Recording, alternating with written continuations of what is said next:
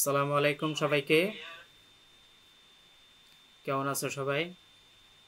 আমরা নতুনভাবে আবার লাইভে জয়েন হয়েছি। এখন একটু আমাকে কনফার্ম করো এখন আওয়াজটা ক্লিয়ার আছে নাকি। আসলে আওয়াজটা প্রথমবার ডিসকানেক্ট হয়ে গেছিল স্পিকারটা। তো শোনা যাচ্ছে? একটু সবাই আমাকে কনফার্ম করো, হ্যাঁ? একটু কমেন্টে জানাও এখন আমার আওয়াজটা শোনা যাচ্ছে নাকি। একটু কমেন্ট সেকশনে সবাই জানাও যে আমার আওয়াজটা কি শুনতে পাচ্ছ। যদি আওয়াজটা শুনতে পাও তাহলে আমরা আজকে প্রিন্সিপালস অফ অ্যাকাউন্টিংয়ের চ্যাপ্টার 4 থেকে খুব ইম্পর্টেন্ট কিছু ম্যাথ করাবো। তো আজকে লাইভ ক্লাস 2 হবে। আমরা চ্যাপ্টার 3 লাইভ ক্লাস 1-এ দিয়েছিলাম। তোমরা যারা দেখতে পারো নাই, এই লাইভ ক্লাস 2 দেখার পরে প্রয়োজনে ওইটার আমি লিঙ্ক দিয়ে দিব। হ্যাঁ, আমাকে একটু কনফার্ম করো আওয়াজটা শুনতেছো নাকি, একটু কমেন্ট করে জানাও।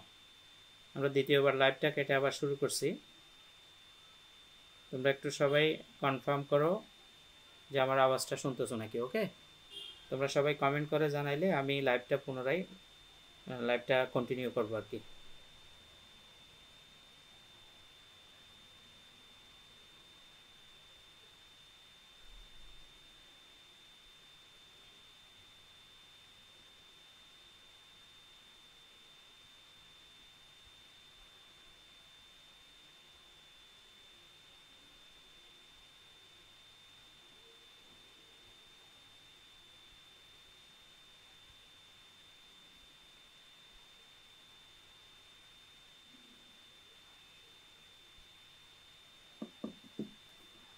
ওকে, আমাকে একটু কনফার্ম করো সবাই লাইভটা শুনতে পাচ্ছ?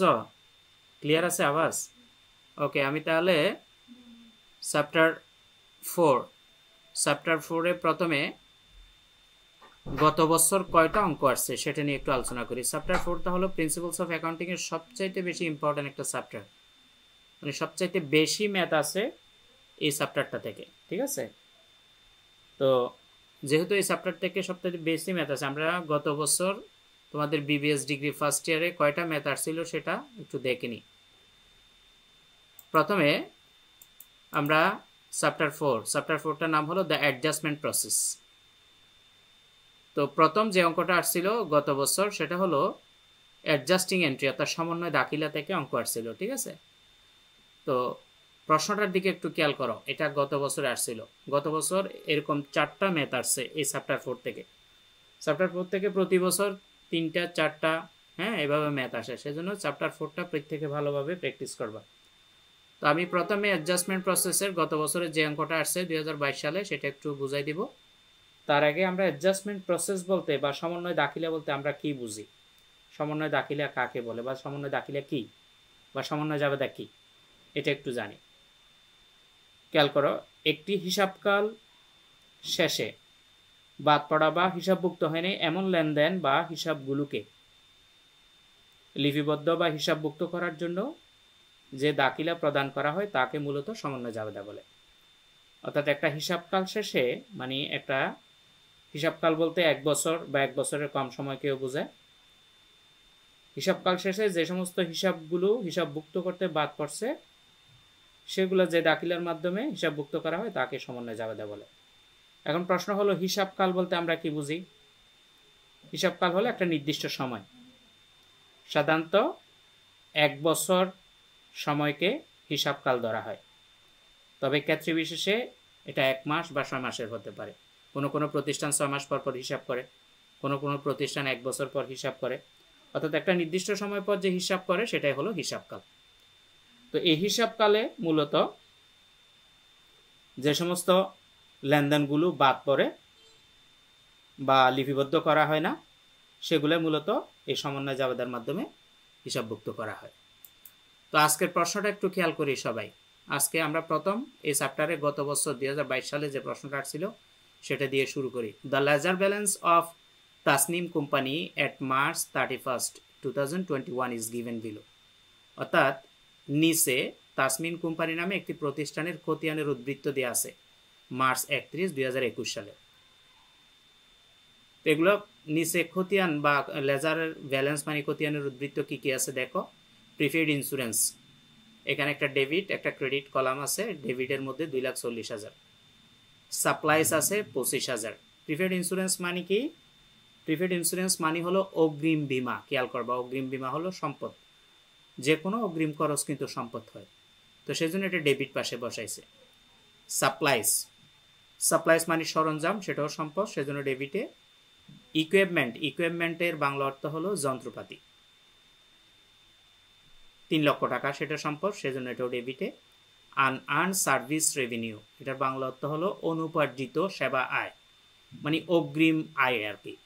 তুমি কোনো কাউকে কোনো সার্ভিস দিবা, সেজন্য টাকা নিয়ে ফেলছো, সেটাকে বলা হয় আনআর্নড সার্ভিস রেভিনিউ। এই আনআর্নড সার্ভিস রেভিনিউটা হলো দায়, সেটার ব্যালেন্স 90,000 টাকা, এটা দায় বলে ক্রেডিট। তার মানে আমরা জানি সম্পদ এবং খরচ যদি হয় সেগুলো ডেবিটে হয়, আর আয় এবং দায় যদি হয় সেগুলো ক্রেডিটে হয়। এই সার্ভিস রেভিনিউ আনআর্ন যেটা বা অনুপার্জিত সেবায় যেটা, এটা দায় বলে ক্রেডিট হয়েছে। আমি জাস্ট প্রশ্নটা একটু আগে বুঝাচ্ছি তোমাদেরকে। এরপরে খতিয়ানের ব্যালেন্সগুলো থাকার পরে তারা কিছু অ্যাডজাস্টমেন্ট দিছে। তো অ্যাডজাস্টমেন্ট মানে আমরা কি বলছিলাম, যে একটি হিসাবকাল শেষে বাদ পড়া হিসাবগুলোকে অ্যাডজাস্টমেন্টের মাধ্যমে সমন্বয় করা হয়, তার মানে এগুলো বাদ পড়ছিল। তো অ্যাডজাস্টমেন্টে 1 নম্বরে কি বলছে দেখো, insurance expense at the rate of টাকা 400 পার মান্থ, অর্থাৎ বিমা খরচ প্রতি মাসে 4,000 টাকা। 2 নম্বরে বলছে সাপ্লাইজ অন হ্যান্ড, টোটাল টাকা 16,000, অর্থাৎ সাপ্লাইজ বাবদ হাতে আছে 16,000 টাকা। 3 নম্বরে বলছে দ্য ইকুইপমেন্ট ডেপ্রিসিয়েটস, টাকা 3,000 পার মান্থ, মানে প্রতি মাসের যন্ত্রপাতির অবচয় হবে 3,000 টাকা। 4 নম্বরে বলছে ডিউরিং মাস সার্ভিসেস আর পারফর্মড ফর 3/5, অর্থাৎ 3/5 of the unearned service revenue. এটার অর্থ হলো ডিউরিং মার্চ মানে হলো পুরো মার্চ মাসে, সার্ভিস আর পারফর্ম শব্দের অর্থ হলো সেবা দেওয়া হয়েছে, for 3/5 of the unearned service revenue, মানে উপরে যে আনআর্নড সার্ভিস রেভিনিউ দেখতে পাচ্ছ 90,000, সেটার 1/3 অংশ সেবা দেওয়া হয়েছে। অর্থাৎ কাউকে সেবা প্রদান করবে বলে অ্যাডভান্স কিছু টাকা পাইছে 90,000 টাকা, তো সেই ব্যক্তিকে বা প্রতিষ্ঠানকে 1/3 অংশ সেবা দিয়ে দেওয়া হয়ে গেছে। এখন এগুলো হলো প্রশ্নে ইনফরমেশন করতে বলছে কি দেখো, prepare the adjusting entry for the month of March, মানে মার্চ মাসে সমন্বয় জাবেদা দাও। তাহলে সমন্বয় জাবেদা দিতে হলে আমাদেরকে সাধারণ জাবেদাগুলো একটু জানা থাকতে হবে। তো সাধারণ জাবেদা তো তোমরা বেসিক্যালি সবাই জানো, তো আমরা সেটাকে বেস করে এখন সাধারণ জাবেদাকে বেস করে কীভাবে সমন্বয় জাবেদা করতে হয় সেগুলো দেখাচ্ছি। আমরা পরের পৃষ্ঠায়, পেজ 1, আমরা পেজ 2-তে যাব। পেজ 2-তে অ্যাডজাস্টিং এন্ট্রি বা সমন্বয় দাখিলের জন্য একটা ঘর রেডি করব। উপরে কোম্পানির নাম দিতে হয়, ব্যক্তি বা প্রতিষ্ঠান যেটা থাকবে সেটার নাম দিবা আগে। যেমন এটা তাসনিম কোম্পানি ছিল প্রশ্নে, তো তাসনিম কোম্পানি দিলাম অ্যাডজাস্টিং এন্ট্রি। আর সমন্বয় জাবেদা, সাধারণ জাবেদা, সমাপনী জাবেদা, হ্যাঁ, ভুল সংশোধনী জাবেদা, সব জাবেদার ঘর কিন্তু একই, ডেট থাকবে বা তারিখের একটা কলাম থাকবে, অ্যাকাউন্টস টাইটেল অ্যান্ড এক্সপ্লেনেশন, অর্থাৎ হিসাবের নাম ও ব্যাখ্যা, রেফারেন্সের একটা ঘর হবে, ডেবিট টাকা ক্রেডিট টাকা। তো ঘর করার পরে এখন আমরা প্রত্যেকটা সমন্বয় আবার একটু দেখব। সমন্বয় জাবেদা হবে মূলত এই যে এখানে অ্যাডজাস্টমেন্ট 4টা দেখতেছো, এই 4টাকে বেস করে এগুলোর সাথে উপরের যে উদ্বৃত্তগুলো বা ব্যালেন্সগুলো আছে সেগুলোর সাথে আমরা সমন্বয় করব। কিভাবে করব দেখো। আবার 1 নম্বরে খেয়াল করো, insurance expenses at the rate of টাকা 4,000 পার মান্থ, মানে কি প্রতি মাসে বিমা বাবদ খরচ হয়েছে 4,000 টাকা। তাহলে মূলত বিমা বাবদ খরচটা কাটা যাবে কোত্থেকে, উপরে যে প্রিফার্ড ইন্স্যুরেন্স বা অগ্রিম বিমার জন্য তুমি 2,40,000 টাকা দিয়ে রাখছো, সেখান থেকে প্রতি মাসে 4,000 টাকা যাবে। তাহলে আমাদের মার্চের 31 তারিখে যখন আমরা হিসাব করব 1 মাসে 4,000 টাকা খরচ হয়ে যাবে। তো আমরা জানি বেসিক যে রুলস শিখছি জাবেদায়, যে খরচ হলে ডেবিট হয়, সেজন্য ইন্স্যুরেন্স এক্সপেন্সেস ডেবিট হবে। এই খরচটা কোত্থেকে কাটবে, এই যে প্রিপেড ইন্স্যুরেন্স যেটা সেখান থেকে। তাহলে প্রিপেড ইন্স্যুরেন্স মানে সম্পদ, এই সম্পদ থেকে তোমার কমে যাবে, সেজন্য প্রিপেড ইন্স্যুরেন্স ক্রেডিট হয়। আমরা শিখছি যে সম্পদ বাড়লে ডেবিট, সম্পদ কমলে ক্রেডিট। তো প্রিপেড ইন্স্যুরেন্স থেকে যখন কাটবে সেজন্য প্রিপেড ইন্স্যুরেন্স ক্রেডিট হবে, আর ইন্স্যুরেন্স এক্সপেন্সেস যেটা খরচ হয়েছে সেটা ডেবিট হবে। তাহলে দেখো এটার আমরা জাবেদা দিব, এই যে 2021 মার্চ 31 এক নম্বরে সমন্বয় জাবেদা, কিন্তু প্রত্যেকটা সমন্বয় জাবেদার একই তারিখ হয়, মাস শেষে হয়, ঠিক আছে? তো সেজন্য প্রত্যেকটার জন্য তারিখ হবে মাস শেষে একটাই। তো এক নাম্বারটা insurance expenses debit, prepaid insurance credit. Insurance expenses মানে বিমা খরচ, খরচ হলে সবসময় ডেবিট হবে। আর প্রিপেড ইন্স্যুরেন্স অগ্রিম বিমা, এটা ক্রেডিট কেন হয়েছে? কারণ এই অগ্রিম বিমা যেটা ছিল আমাদের ব্যালেন্সের মধ্যে, ওইখান থেকে আসলে 4000 টাকা কাটা গেছে, ঠিক আছে? এখন এটার একটা ব্যাখ্যা দিব, আমরা ব্যাখ্যা লিখব two record insurance expenses adjusted, অর্থাৎ বিমা খরচ সমন্বয় করা হলো। তো একটু সবাই কমেন্টে জানাবা যে আওয়াজটা ক্লিয়ার আছে নাকি আমার, কারণ প্রথমবার তো একটু লাইভটা কেটে গেছিল। আমাকে একটু সবাই কনফার্ম করো, আমি তোমাদের কমেন্টটা একটু চেক করতেছি। তোমরা এখন কি আওয়াজটা একদম ক্লিয়ার শুনতেছ?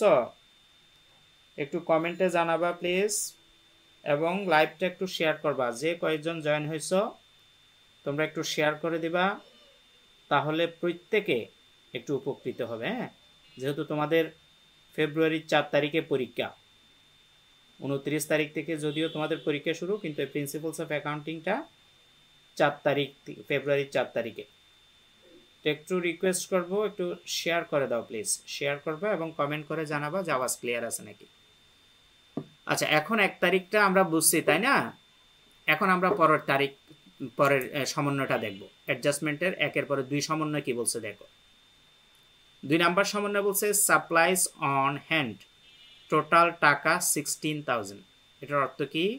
এটার অর্থ হলো সাপ্লাইজ হাতে মজুদ আছে, অন হ্যান্ড মানে হাতে আছে 16,000 টাকা। তাইলে উপরে সাপ্লাইসের ব্যালেন্স কত ছিল দেখো তো? উপরে সাপ্লাইসের ব্যালেন্স ছিল 25,000 টাকা। সাপ্লাইসের বাংলা অর্থ হলো সরঞ্জাম, এটা একটা সম্পদ। এই 25,000 টাকা সাপ্লাইস থেকে তারা মাস শেষে দেখতেছে আর 16,000 টাকা আছে। তাহলে বাকি সাপ্লাইস কোথায় গেল? বাকি সাপ্লাইসগুলো খরচ হয়ে গেছে। আমি যদি তোমাকে আর একটা সুন্দর উদাহরণ দিই, মনে করো তুমি বাজারে গেছো 25,000 টাকা নিয়ে, বাজার থেকে এসে তুমি দেখতেছো তোমার পকেটে বা তোমার ব্যাগে আর 16,000 টাকা আছে। তাহলে 25,000 থেকে 25,000 বাজারে নিয়ে গেছিলা, 16,000 টাকা বাজার শেষে এসে দেখতেছো, তার মানে বাকি টাকা খরচ হয়ে গেছে না? এখানেও সাপ্লাইসের যে ব্যালেন্স সেটা 25,000 ছিল, কিন্তু মাস শেষে দেখতেছো তোমার সাপ্লাইস বাবদ আর হাতে আছে, অন হ্যান্ড মানি হাতে মজুদ আছে 16,000।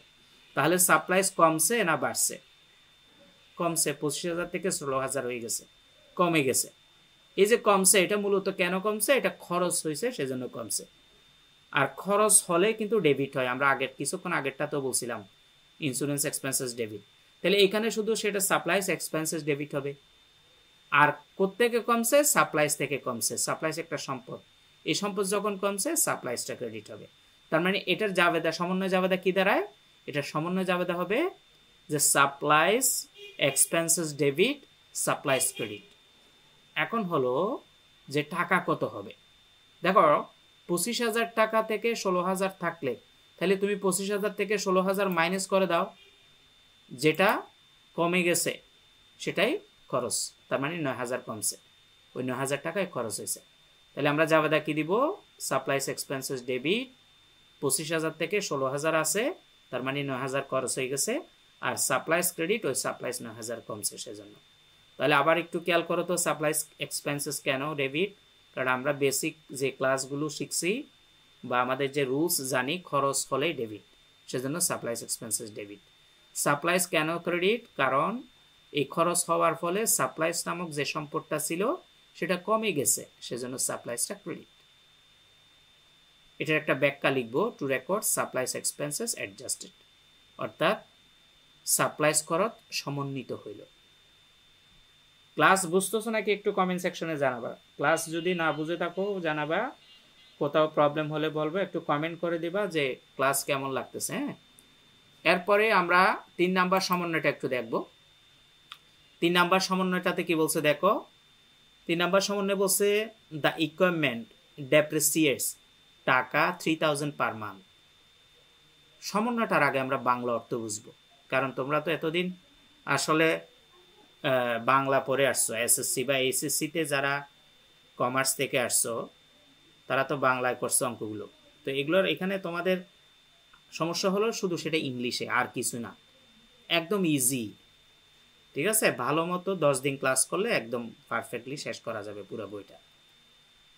তাহলে আমাদের 3 নাম্বার যে সমন্বয়, সেটার বাংলা অর্থ কি? দ্য ইকুইপমেন্ট ডেপ্রিসিয়েটস টাকা 3000 পার মান্থ। এটার অর্থ কি? মানে যন্ত্রপাতির অবচয় 3000 টাকা মাসে ধার্য করছে। তো অবচয়ের যে আমরা বাংলায় এইচএসসিতে তোমরা বা এসএসসিতে যে অবচয়ের সমন্বয় জাবেদা দিছ, সেটা বাংলায় কিভাবে দিতা? সেটা দিলা যে অবচয় হিসাব ডেবিট, পুঞ্জীভূত অবচয় ক্রেডিট। তাহলে এখানেও জাস্ট সেটাই আমরা দিব। অবচয়ের ইংরেজিটা কি? Depreciation expenses.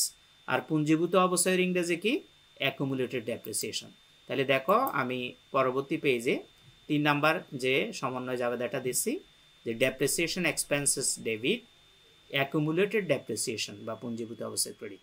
এখন তোমার প্রশ্ন হতে পারে, স্যার ডেপ্রিসিয়েশন এক্সপেন্সেস কেন ডেবিট? কারণ আমরা তো কিছুক্ষণ আগে শিখছি খরচ হলে ডেবিট, যেমন ইন্স্যুরেন্স এক্সপেন্সেস ডেবিট, সাপ্লাইস এক্সপেন্সেসও ডেবিট, এবং 3 নাম্বারে এসে ডেপ্রিসিয়েশনও খরচ বলে ডেবিট।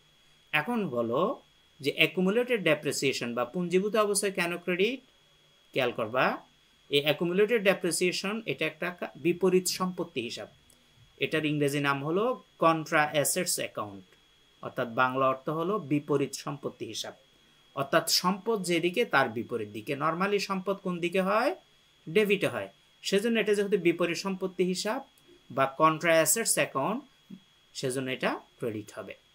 ঠিক আছে, তো অ্যাকুমুলেটেড ডেপ্রিসিয়েশন একটা বিপরীত সম্পত্তি হিসাব বলে সেই হিসাবে ক্রেডিট। অনেকে এটা সম্পদ হ্রাস পাইছে মনে করে, না, এটা কিন্তু সম্পদ নয়, এটা হলো বিপরীত সম্পত্তি হিসাব, সেজন্য ক্রেডিট হয়েছে। To record depreciation expenses adjusted, অর্থাৎ অবচয় খরচ সমন্বিত হইল। এরপরে আমরা 4 নাম্বার যে সমন্বয়টা সেটা একটু খেয়াল করি কি বলছে। 4 নাম্বার সমন্বয় বলছে, during March service were performed for 3/5 of the unearned service revenue. এটার অর্থ কি? ডিউরিং মার্চ মানে হলো মার্চ মাসে, ঠিক আছে, মার্চ মাসে সার্ভিস পারফর্ম করছে মানে সেবা দেওয়া, সেবা সম্পাদন করছে বা কোম্পানিতে সার্ভিস দিছে। ফর 3/5, 1/3 কিসের? Of the unearned service revenue. Unearned service revenue যেটা 90,000 টাকা ছিল, এই আনআর্নড সার্ভিস রেভিনিউর বাংলা অর্থ হলো অনুপার্জিত আয়। আরো সহজ করে বললে অগ্রিম আয়। মানে কারো কাছ থেকে তুমি কোনো সেবা দিবা, কোম্পানি কোনো সেবা দিবে, সেই হিসাবে তার মানে অন্য কোম্পানি বা অন্য কোনো ব্যক্তি থেকে 90,000 টাকা নিছে। তো এরপরে তারা 4 নাম্বারে এসে বলতেছে ওইখান থেকে 1/3 সেবা দিয়ে দিছে। তুমি যখন অগ্রিম কারো কাছ থেকে আয় করবা, সেটা কিন্তু দায় হয়। কোনো ব্যক্তি বা প্রতিষ্ঠান যদি অগ্রিম আয় করে, সেটা কি? দায়। তো সেখান থেকে যতটুকু সেবা দিবে ততটুকু দায় কমে যাবে এবং আয় বাড়বে। তাহলে এই আনআর্নড সার্ভিস রেভিনিউ 1/3 পরিমাণ কমে যাবে এবং পাশাপাশি সার্ভিস রেভিনিউ 1/3 বেড়ে যাবে। এখন আসো, এ দায়টা যখন কমে যাবে 1/3, দায় কিন্তু কমে গেলে ডেবিট হয়, আর দায়ের নর্মাল ধর্ম কিন্তু ক্রেডিট। সেই জন্য এই আনআর্নড সার্ভিস রেভিনিউটা ক্রেডিট পাশে বসে আছে, খেয়াল করো, এটা দায় বলে ক্রেডিট পাশে আছে। তাহলে এটা যখন কমে যাবে, তাকে যখন আমরা সেবা দিব 1/3, তাহলে এই 90,000-এর 1/3 দায় কমবে, দায় কমলে ডেবিট হবে, সেজন্য আনআর্নড সার্ভিস রেভিনিউ ডেবিট। এদিকে যখন দায় কমবে, আবার 1/3 পরিমাণ, ঠিক একই পরিমাণ টাকা এই কোম্পানির আয় বাড়বে, মানে তাসনিম কোম্পানির আয় বাড়বে। আর আয় বাড়লে কিন্তু ক্রেডিট হয়, সেজন্য সার্ভিস রেভিনিউ ক্রেডিট হবে। তাহলে এই সমন্বয়টার আমরা জাবেদা কি দিব? আনআর্নড সার্ভিস রেভিনিউ ডেবিট, দায় কমছে বলে, আর সার্ভিস রেভিনিউ ক্রেডিট, আয় বাড়ছে বলে। তবে টাকার হিসাব কিভাবে করব? এই 90,000 টাকাকে 5 দিয়ে ভাগ করে 3 দিয়ে গুণ করলে তুমি টাকা পেয়ে যাবা। তাহলে আমরা 4 নাম্বার জাবেদাটা ফাইনালি জাবেদার করে দিচ্ছি। দেখো, আনআর্নড সার্ভিস রেভিনিউ ডেবিট, এটা দায় কমছে সেজন্য 90,000-কে 5 দিয়ে ভাগ করে 3 দিয়ে গুণ করলে 54,000 হয়। আর সার্ভিস রেভিনিউ ক্রেডিট, কারণ আয় বাড়ছে প্রতিষ্ঠানের, আয় বাড়লে ক্রেডিট হয়, একই পরিমাণ আয় বাড়ছে। Two record revenue earn adjusted. তাহলে আমাদের প্রথম যে অঙ্কটা সেটা করলাম, মানে 1 নম্বর অঙ্কটা করলাম, ঠিক আছে। আমরা 2 নম্বর অঙ্কটাতে যাব, পরের পেজে আসলাম। চ্যাপ্টার 4 এরই দ্য অ্যাডজাস্টমেন্ট প্রসেস, যেটা চ্যাপ্টারের নাম। এখানে আরও একটা 22 সালে অঙ্ক আসছে, দেখো। তো এখানে কি করতে বলছে, আমরা একটু প্রশ্নটার দিকে খেয়াল করি। Give adjusting entry of the following transaction, মানে নিচের লেনদেনগুলোর সমন্বয় জাবেদা দাও। তার মানে তুমি কি দেখতে পারছো, তোমরা কি দেখতে পারছো যে সমন্বয় থেকে 2টা সমন্বয় জাবেদার অঙ্ক আসছে, ঠিক আছে। তো একটু আমাকে কনফার্ম করো, আর যারা জয়েন হয়েছে একটু লাইভটা শেয়ার করো, বন্ধু বান্ধবদেরকে একটু মেনশন করে দাও। যত বেশি তোমাদের বন্ধু বান্ধব এঙ্গেজ করতে পারবা তত বেশি তোমরা লাইভ ক্লাস পাবা, ঠিক আছে। একটু বন্ধু বান্ধবদেরকে মেনশন করে দাও। আমি আজকে লাইভটাতে তোমাদের যত বেশি জয়েন হবে তত বেশি অঙ্ক করাবো। হ্যাঁ, তোমাদের 3টা 4টার মতো অঙ্ক করাবো আজকে।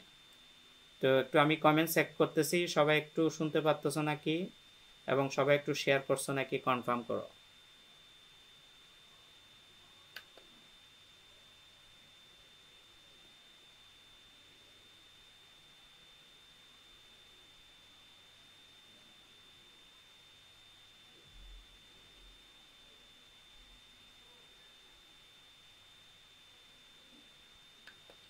হ্যালো, হ্যালো, শুনতে পাচ্ছ সবাই? হ্যালো, সবাই কি আমাকে শুনতে পাচ্ছ? ওকে, তাহলে আমি প্রশ্নটায় আলোচনা করে দিচ্ছি। হ্যাঁ,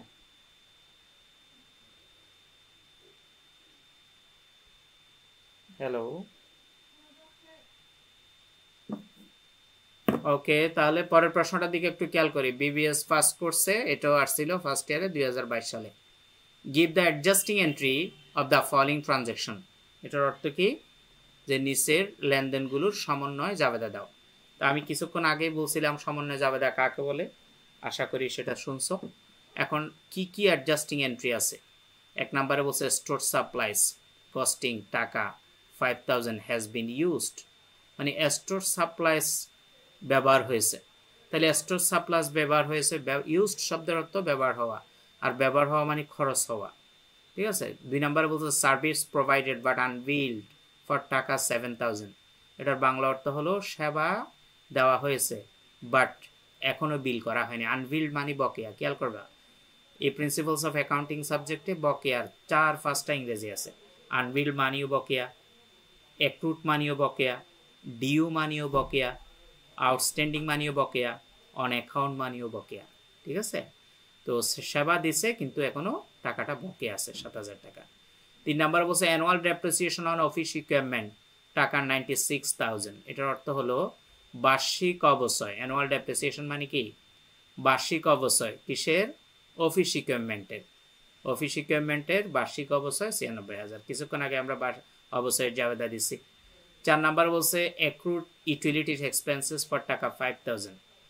ইউটিলিটিস এক্সপেন্সেস মানে কি, উপযোগ খরচ, বাংলা অর্থ। উপযোগ খরচ বলতে কোনগুলোকে বুঝি আমরা, এই যে গ্যাস বিল, বিদ্যুৎ বিল, পানির বিল, কারেন্ট বিল, এগুলোকে মূলত ইউটিলিটিস এক্সপেন্সেস বলে। তো অ্যাক্রুড মানি বকেয়া, আমি আগে বলছিলাম যে অ্যাক্রুড মানিও বকেয়া, দেখো আনবিল মানিও বকেয়া, ঠিক আছে। তাহলে উপযোগ খরচ বকেয়া বলছে। 5 নাম্বার বলছে আনআর্নড সার্ভিস রেভিনিউ অ্যামাউন্টিং টাকা 10,000 হ্যাজ বিন আর্নড, অর্থাৎ অনুপার্জিত আয়ের 10,000 টাকা উপার্জিত হয়েছে। 6 নাম্বার বলছে অ্যাক্রুড স্যালারি। অ্যাক্রুড স্যালারি মানে বকেয়া বেতন, স্যালারিস মানে বকেয়া, স্যালারিস মানে বেতন, অ্যাক্রুড মানে বকেয়া, তার মানে বকেয়া বেতন 15,000 টাকা। 7 number insurance paid in advance, মনোযোগ দিয়ে এটা খেয়াল করবা, অগ্রিম বীমা পরিশোধ হয়েছে টাকা 5000 included in insurance expenses account, অর্থাৎ মানে ইন্স্যুরেন্স এক্সপেন্সেসের বাবদ খরচ হয়েছে, যেটা অ্যাডভান্স মানে অগ্রিম থেকে কাটা যাবে।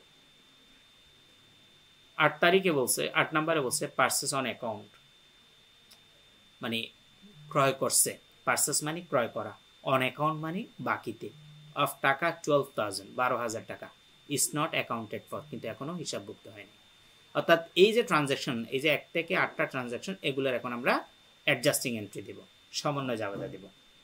তো পরবর্তী পেজে গেলাম, পরবর্তী সমন্বয় জাবেদার একটা গড় করলাম অ্যাডজাস্টিং এন্ট্রি।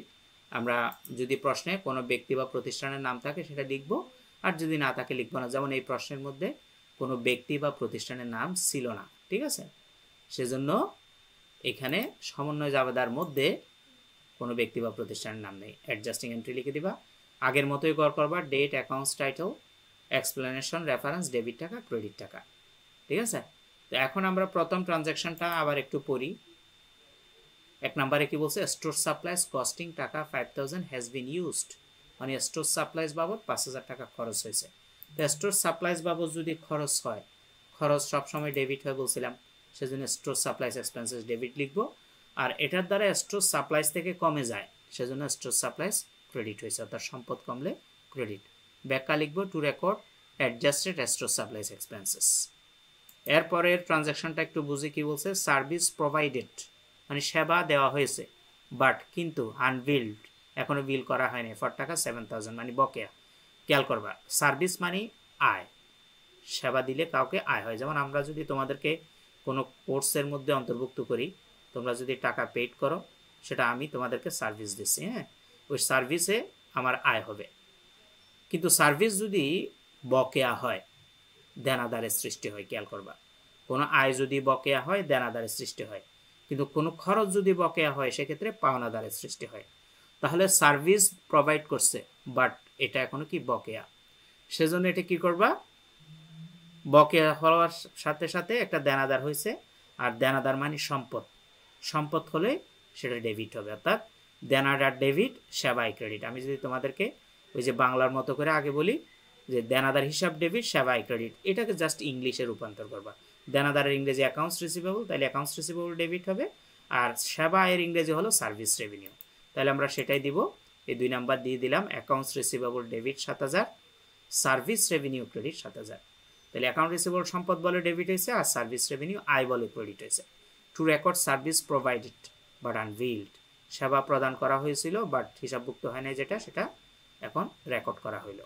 আমরা যদি পরের ট্রানজ্যাকশনটা দেখি, 3 number annual depreciation on office equipment, বার্ষিক অবশ্যই, তাহলে অবশ্যের কিছুক্ষণ আগে একটা জাবেদা দিয়েছিলাম, depreciation expenses debit, accumulated depreciation credit, এই 96,000 টাকার জাবেদা হবে সেটা। অর্থাৎ এক জায়গায় যে অবশ্যের জাবেদা শিখবে সব জায়গায় একই, depreciation expenses debit, office equipment credit, depreciation expenses, office equipment debit, accumulated depreciation credit. এটা খরচ বলে ডেবিট হয়েছে, আর এটা বিপরীত সম্পত্তি হিসাব, এটাকে কন্ট্রা অ্যাসেটস অ্যাকাউন্ট বলে বা বিপরীত সম্পত্তি হিসাব, সেজন্য বিপরীত সম্পত্তি বলে এটা ক্রেডিট হয়েছে। To record depreciation expenses adjusted. এখন আসো পরের যে ট্রানজ্যাকশন সেটার দিকে খেয়াল করি। পরের ট্রানজ্যাকশনটা হলো 4 নম্বরে, অ্যাক্রুড ইউটিলিটিস এক্সপেন্সেস ফর টাকা 5000। অ্যাক্রুড ইউটিলিটিস এক্সপেন্সেস মানে কি, বকেয়া উপযোগ খরচ। খেয়াল করবো, আমি কিছুক্ষণ আগে বলছি খরচ বকেয়া হলে পাওনাদারের সৃষ্টি হয়, আয় বকেয়া হলে দেনাদার। যেমন এই যে 2 তারিখের যে 2 নাম্বারে যেটা, এটা আয় বকেয়া ছিল, সার্ভিস বকেয়া ছিল, আর এটাতে ইউটিলিটিস এক্সপেন্সেস বকেয়া, ঠিক আছে। তো অ্যাক্রুড মানে বকেয়া। এখন খরচ যদি বকেয়া হয়, ওই খরচটা ডেবিট হয়, আর বকেয়া খরচ বা পাওনাদার ক্রেডিট হয়। তাহলে আমরা 4 তারিখের জাবেদা কি দিব, utilities expenses debit, utilities payable বা বকেয়া ইউটিলিটিস বা বকেয়া উপযোগ খরচ ক্রেডিট। এখন প্রশ্ন হতে পারে ইউটিলিটি এক্সপেন্সেস কেন ডেবিট? ইউটিলিটি এক্সপেন্সেস বকেয়া থাকলে, মনে করো তোমার গত মাসের বিদ্যুৎ বিল ছিল 800 টাকা, তুমি দাও নাই, পরের মাসে আসছে 1000, তাইলে তোমার মোট বিদ্যুৎ বিল হয়ে গেছে 1800 টাকা। খরচ বকেয়া হওয়াতে খরচটা বাড়ে, সেজন্য ইউটিলিটি এক্সপেন্সেস খরচ বাড়ছে বলে ডেবিট হয়েছে। আর বকেয়া কেন ক্রেডিট? কারণ যত বকেয়া খরচ হবে সবগুলো চলতি দায় বা দায়ের সৃষ্টি হবে, দায় বাড়লেই ক্রেডিট হয়, সেজন্য ইউটিলিটিস পেয়েবল ক্রেডিট হয়েছে। আশা করি বুঝতে পারতেছ। ওকে, বুঝতে পারলে একটু কমেন্ট করে জানাবা, আর ক্লাস অবশ্যই বন্ধু বান্ধবদেরকে একটু মেনশন করে দাও, তাইলে তোমাদের নিয়ে আমি ডেইলি লাইভ চিন্তা করব। এরপরে আসি 1 তারিখ, বলছে বা 1 নাম্বার বলছে, আনআর্নড সার্ভিস রেভিনিউ অ্যামাউন্টিং টাকা 10,000 হ্যাজ বিন আর্নড। এটার অর্থ কি? অনুপার্জিত সেবা আয় 10,000 টাকা হ্যাজ বিন আর্নড, উপার্জিত হয়েছে। তার মানে অনুপার্জিত আয় থেকে এরকম একটা জাবেদা, সমন্বয় জাবেদা আমরা আগের অঙ্ক করছি না, অনুপার্জিত যে অনুপার্জিত আয় মানে অগ্রিম আয়, এখান থেকে 10,000 টাকা আর্ন হয়েছে। তার মানে আনআর্ন সার্ভিস রেভিনিউ 10,000 কমে যাবে, আর সার্ভিস রেভিনিউটা আমার বাড়ছে, মানে আয় বাড়ছে, সেজন্য আয় বাড়লে ক্রেডিট হয় সার্ভিস রেভিনিউ, সেজন্য ক্রেডিট হবে। তাহলে এটার আমরা যাবে দেখি দিব, এই যে first number unearned service revenue debit, service revenue credit. Unearned service revenue কেন ডেবিট? কারণ দায়টা কমে গেছে। আমি একজন লোক থেকে সেবা দিব বলে তার থেকে 10,000 টাকা অগ্রিম নিয়ে ফেলছি, তাকে আমি সেবাটা যখন দিয়ে দিব, আমি যখন অগ্রিম টাকা নিছি তখন আমার জন্য একটা দায় সৃষ্টি হয়েছে যে লোকটাকে আমার অবশ্যই সার্ভিস দিতে হবে। যখন আমি সেবাটা দিয়ে দিব ওই দায়টা কমে যাবে, সেজন্য আনআর্ন সার্ভিস রেভিনিউ ডেবিট। দায় কমলে ডেবিট, খেয়াল করবা, দায় বাড়লে ক্রেডিট হয়। ঠিক আছে, বেসিক যদি ক্লাসটা না থাকে আমাকে বলবা, আমি আমাদের বেসিক ক্লাসের মানে ক্লাসটা দেওয়ার চেষ্টা করব। তাহলে আনআর্ন সার্ভিস রেভিনিউ ডেবিট, কারণ দায় কমছে, আর সার্ভিস রেভিনিউ আমার সেবা আয় বেড়ে গেছে, সেজন্য service revenue credit. To record unearned service revenue earned, অনুপার্জিত সেবা আয় উপার্জিত হইল। এরপরে 6 তারিখের প্রশ্নটা দেখি, বলছে কি অ্যাক্রুড স্যালারি ফর টাকা 15,000, এটার বাংলা অর্থ হলো বকেয়া। অ্যাক্রুড স্যালারি মানে কি? বকেয়া বেতন। কত টাকা? 15,000 টাকা। তাহলে বকেয়া বেতন 15,000 টাকা যদি হয়, বকেয়া বেতনের জাবেদা কি হবে? কিছুক্ষণ আগে বকেয়া উপযোগ খরচের 4 নম্বরে বকেয়া খরচ একটা জাবেদা দিছি না, অ্যাক্রুড ইউটিলিটিসের। তাহলে এখানে অ্যাক্রুড ইউটিলিটিস বা বকেয়া উপযোগ খরচ, এখানে বকেয়া বেতন, শুধুমাত্র খরচের নামটা চেঞ্জ হবে, নিয়ম একই। তাহলে এখানে বেতন ডেবিট, বকেয়া বেতন ক্রেডিট। আর 4 নম্বরে কি ছিল? উপযোগ খরচ বা উপযোগ খরচ ডেবিট, বকেয়া উপযোগ খরচ ক্রেডিট। তাহলে এখানে শুধুমাত্র একই জাবেদা, জাস্ট নামটা চেঞ্জ হবে, বেতন ডেবিট, বকেয়া বেতন ক্রেডিট। আর ইংরেজি দিলে salaries expenses debit, salaries payable credit. তাহলে দেখো এই যে 6 নম্বরে salaries expenses debit, salaries payable credit. খরচ বাড়ছে বলে স্যালারিস এক্সপেন্সেস ডেবিট হয়েছে, আর বকেয়া খরচের দ্বারাই দায় সৃষ্টি হয়, সেজন্য স্যালারিস পেয়েবলটা ক্রেডিট হয়েছে। পরে আমরা যদি দেখি 7 নাম্বার যে সমন্বয়টা, ইন্স্যুরেন্স পেইড ইন অ্যাডভান্স টাকা 5,000 included in insurance expenses account, অর্থাৎ অগ্রিম বীমা পরিশোধ করছে, হ্যাঁ, যেটা ইন্স্যুরেন্স এক্সপেন্সেসের মধ্যে অন্তর্ভুক্ত। তাহলে ইন্স্যুরেন্স এক্সপেন্সেসের বাবদ অগ্রিম বীমা দিছে, তাহলে ইন্স্যুরেন্স এক্সপেন্সেস খরচ হয়েছে, সেজন্য ইন্স্যুরেন্স এক্সপেন্সেস ডেবিট। আর এটা প্রিপেড ইন্স্যুরেন্স থেকে কাটা যাবে, সেজন্য প্রিপেড ইন্স্যুরেন্স ক্রেডিট। ঠিক আছে, two record adjusted insurance expenses. এরপরে আমরা পারচেস অন অ্যাকাউন্ট, মানে বকেয়া ক্রয় করছে, পারচেস করছে অন অ্যাকাউন্টে, বাকিতে। খেয়াল করবা, বাকিতে কিছু কিনলে পাওনাদারের সৃষ্টি হয়, হ্যাঁ, যেটা হিসাবভুক্ত হয় নাই, নট অ্যাকাউন্টেড ফর, মানে এখনো হিসাবভুক্ত হয় নাই। পারচেস মানে খরচ, সেজন্য পারচেস ডেবিট হবে। পারচেস মানে ক্রয় আর কি, ক্রয় ডেবিট, পাওনাদার ক্রেডিট, জাস্ট ইংলিশে হবে purchase debit, accounts payable credit. To record purchase on account. দেখো একদম সিম্পল কিছু অঙ্ক আসছে, তো এগুলো তোমাদেরকে জাস্ট ইংলিশে বলাতে, ইংলিশে করাতে একটু মানে সমস্যা হচ্ছে, তো 10-15 দিন ভালো করে করলে ইজি হয়ে যাবে একদম। তাহলে আমরা পরের অঙ্কটাতে যাই। এখন আমরা পরের অঙ্কে চ্যাপ্টার 4 আরেকটা অঙ্কে আসলাম, অ্যাডজাস্টমেন্ট প্রসেস। এই চ্যাপ্টার থেকেই আমরা প্রশ্নটার দিকে একটু খেয়াল করি। প্রশ্নটাতে বলছে the following information are taken from the adjusted trial balance of Islam traders as at 31 December 2021, মানে নিচের তথ্যগুলো, ফলোইং ইনফরমেশন মানে নিচের যে তথ্যগুলো, আর টেকেন মানে নেওয়া হয়েছে, from the adjusted trial balance একটি সমন্বিত রেয়ামিল থেকে, of Islam traders, Islam traders নামে একটি প্রতিষ্ঠানের সমন্বিত রেয়ামিলের একটা অংশ নিচে দিয়েছে, যেটা 31 ডিসেম্বর 2021 সালে। তো কিছু আইটেম দেখা যাচ্ছে, supplies 20,000, supplies expenses 12,000, accounts receivable 15,000, drawing 20,000, capital 80,000, service revenue 1,50,000, salaries and wages expenses 40,000, utilities expenses 10,000, rent expenses 30,000। করতে বলছে কি দেখো, রিকোয়ার্ড মানে করণীয়, মানে কি করতে হবে, prepare the closing entry. Closing এন্ট্রির বাংলা অর্থ হলো সমাপনী দাখিলা, মানে সমাপনী দাখিলা করতে বলছে তোমাকে। তো সমাপনী দাখিলা বলতে আমরা কি বুঝি আসলে, সেটা একটু আগে শুনি। সমাপনী দাখিলা হলো হিসাব খালের শেষে অস্থায়ী হিসাবগুলো বা নামিক হিসাবগুলো বন্ধ করে দেওয়ার জন্য যে দাখিলা দেয়া হয়। অস্থায়ী হিসাব বা নামিক হিসাব মানে কি, যেগুলো মুনাফা জাতীয় আয় এবং ব্যয়, অর্থাৎ মুনাফা জাতীয় খরচ এবং মুনাফা জাতীয় আয়গুলোকে বন্ধ করার জন্য যে দাখিলা দেয়া হয় মূলত তাকে সমাপনী দাখিলা বলে। ঠিক আছে, তো ক্লোজিং এন্ট্রি বলতে আমরা কি বুঝি, অস্থায়ী হিসাবগুলোকে বা নামিক হিসাবগুলোকে বন্ধ করার জন্য যে দাখিলা দেওয়া হয়। এখন নামিক হিসাব বলতে আমরা কি বুঝি, মুনাফা জাতীয় আয় ব্যয়। তার মানে এখানে মুনাফা জাতীয় আয় ব্যয়গুলোকে আমরা বন্ধ করব। তো আমি আরেকটু সহজ করে বলি, যখন তোমাকে ক্লোজিং এন্ট্রি করতে বলবে বা সমাপনী দাখিলা করতে বলবে, তুমি মাথায় 4টা জাবেদার কথা চিন্তা করবা। প্রথম হলো আয়গুলোকে বন্ধ করবা, যেমন এই সার্ভিস রেভিনিউ। সার্ভিস রেভিনিউ মানে আয়, আয়টাকে বন্ধ করবা। আচ্ছা, আয়টাকে বন্ধ করব, আমরা কিছুক্ষণ আগের 2টা অঙ্কে বেশ কয়েকবার বলছি আয়ের ধর্ম কি বলতো। আয়ের ধর্ম ডেবিট নাকি ক্রেডিট, কে বলতে পারবা? আয় সবসময় নর্মালি ডেবিট হয় না ক্রেডিট হয়? অর্থাৎ নর্মালি আয় ক্রেডিট হয় না ডেবিট হয়? একটু কমেন্ট করে জানাও তো দেখি। আয় তার স্বাভাবিক ধর্ম কি, ডেবিট না ক্রেডিট? কেউ কি বলতে পারবা? একটু কমেন্ট করে জানাও দেখি। তো আমি আরেকটু সহজ করে বলি, যখন তোমাকে, কেউ কি বলতে পারবা? একটু কমেন্ট করো, একটু কমেন্ট করে জানাও দেখি। আয় নরমালি কি হয়, ক্রেডিট হয় না ডেবিট হয়? আমি আরেকটু সহজ করে বলি, যখন তোমাকে, না, একজন লেখছে ডেবিট না, আয় সব সময় ক্রেডিট। নরমালি মানে ক্রেডিট আর কি, এটা ধর্মটা হবে ক্রেডিট, খরচ ধর্ম ডেবিট।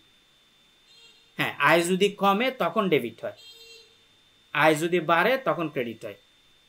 তাহলে আয়ের নেচারটা হলো ক্রেডিট হওয়া, খরচের নেচার বা খরচের প্রকৃতি হলো ডেবিট হওয়া।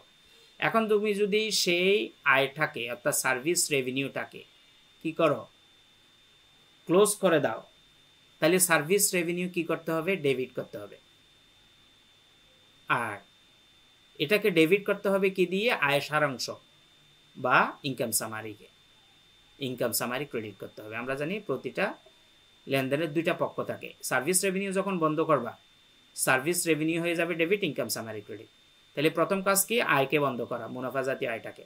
এরপরের কাজ হলো খরচগুলোকে বন্ধ করা, মানে মুনাফা জাতীয় খরচ। যেমন কি কি আছে এখানে, সাপ্লাইস তো মুনাফা জাতীয় খরচ নয়, এটা সম্পদ, এটা আসবে না। এই দেখো সাপ্লাইস এক্সপেন্সেস, এটা আসবে। খরচ নর্মালি ডেবিট, তাইলে এখন খরচ হয়ে যাবে ক্রেডিট। অ্যাকাউন্ট রিসিভেবল, এটা আসবে না, এটা সম্পদ। অস্থায়ী হিসাবগুলো আসবে বা নামিক হিসাবগুলো আসবে। নামিক হিসাব বলতে যেগুলো মুনাফা জাতীয়, যেমন সাপ্লাইস এক্সপেন্সেস, এটাও একটা নামিক হিসাব, খরচ, মুনাফা জাতীয় ব্যয়।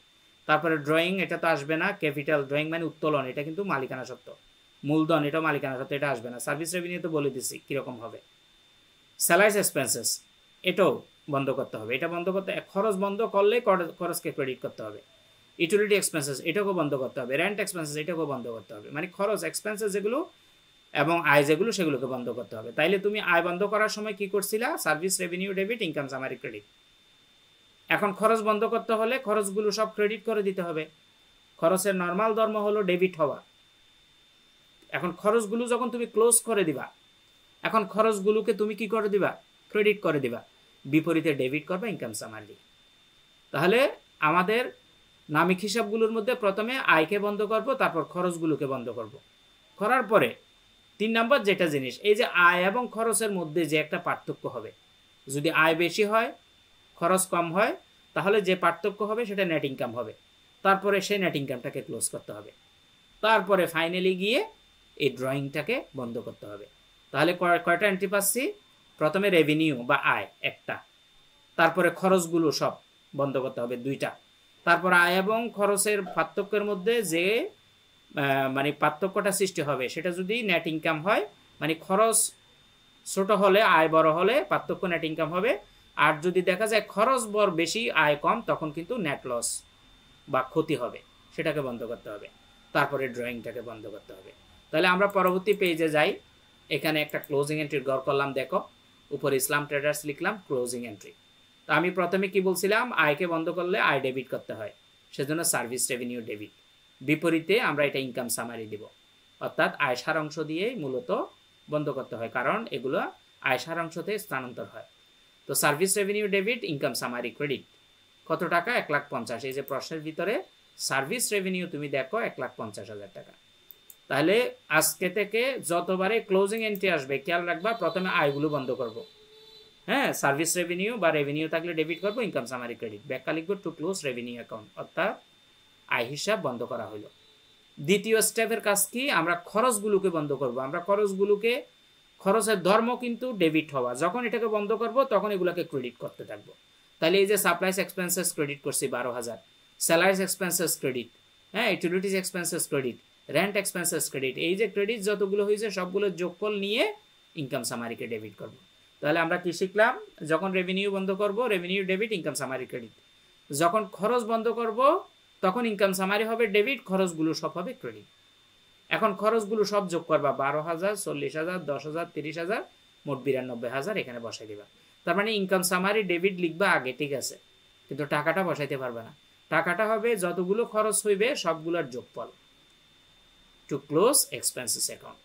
এগুলো সব কিন্তু আমাদের প্রশ্নের ভিতরে আছে। দেখো, এই যে supplies expenses 12,000, salaries and wages expenses 40,000, utilities expenses মানে বিদ্যুৎ খরচ বা উপযোগ খরচ 10,000, রেন্ট এক্সপেন্সেস মানে ভাড়া খরচ 30,000। হ্যাঁ, এগুলো এখান থেকে আসছে। এবার আসো, এবার দেখো তো আমাদের রেভিনিউ 1,50,000, কিন্তু খরচের যোগফল তো 92,000।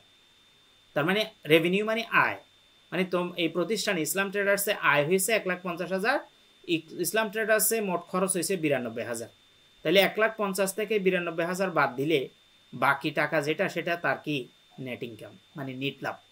এখন এই নিট লাভকে বন্ধ করতে হবে। এই তৃতীয় জাবেদায় নিট লাভ বন্ধ করতেছি। দেখো, ইনকাম সামারি ডেবিট, ইসলাম ক্যাপিটাল বা ইসলামের মূলধন ক্রেডিট, অর্থাৎ ইনকাম, এটা নেট ইনকাম বন্ধ করার জাবেদা হলো ইনকাম সামারি ডেবিট করতে হয় আর মূলধনকে ক্রেডিট করতে হয়, কারণ এটা মূলধনে গিয়ে যোগ হয়। এখন আসো, যদি বিপরীত হইতো, মানে কি, যদি দেখতাম যে আমাদের খরচ সবগুলো হয়ে গেছে 1,50,000 আর আয় 92,000, মানে উল্টা হইলে কি হইতো, খরচ বেশি হয়ে গেলে আমাদের নেট লস হইতো, আর নেট লস হইলে এই জাবেদা যেটা দেখতেছো সেটা উল্টে যাইতো, তখন ক্যাপিটাল ডেবিট হয়ে যাইতো, ইনকাম সামারি ক্রেডিট হয়ে যাইতো।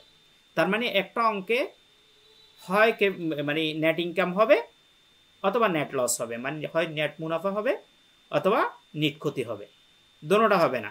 নেট ইনকাম হলে আমরা income summary debit capital credit করবো, আর যদি নিট ক্ষতি হয় capital debit income summary credit করবো।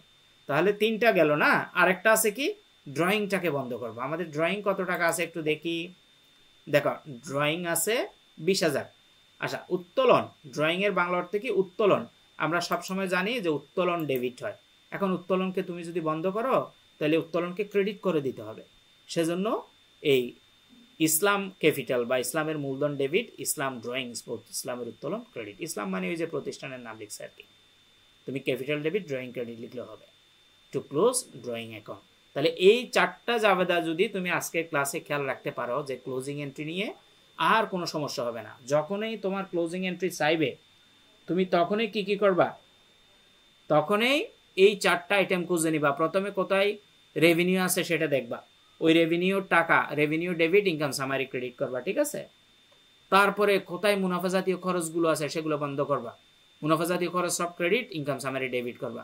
তারপর রেভিনিউ এবং খরচের যে মানে আয় এবং ব্যয়ের যে পার্থক্য, সেটা হয় নেট ইনকাম হবে না হয় নেট লস হবে।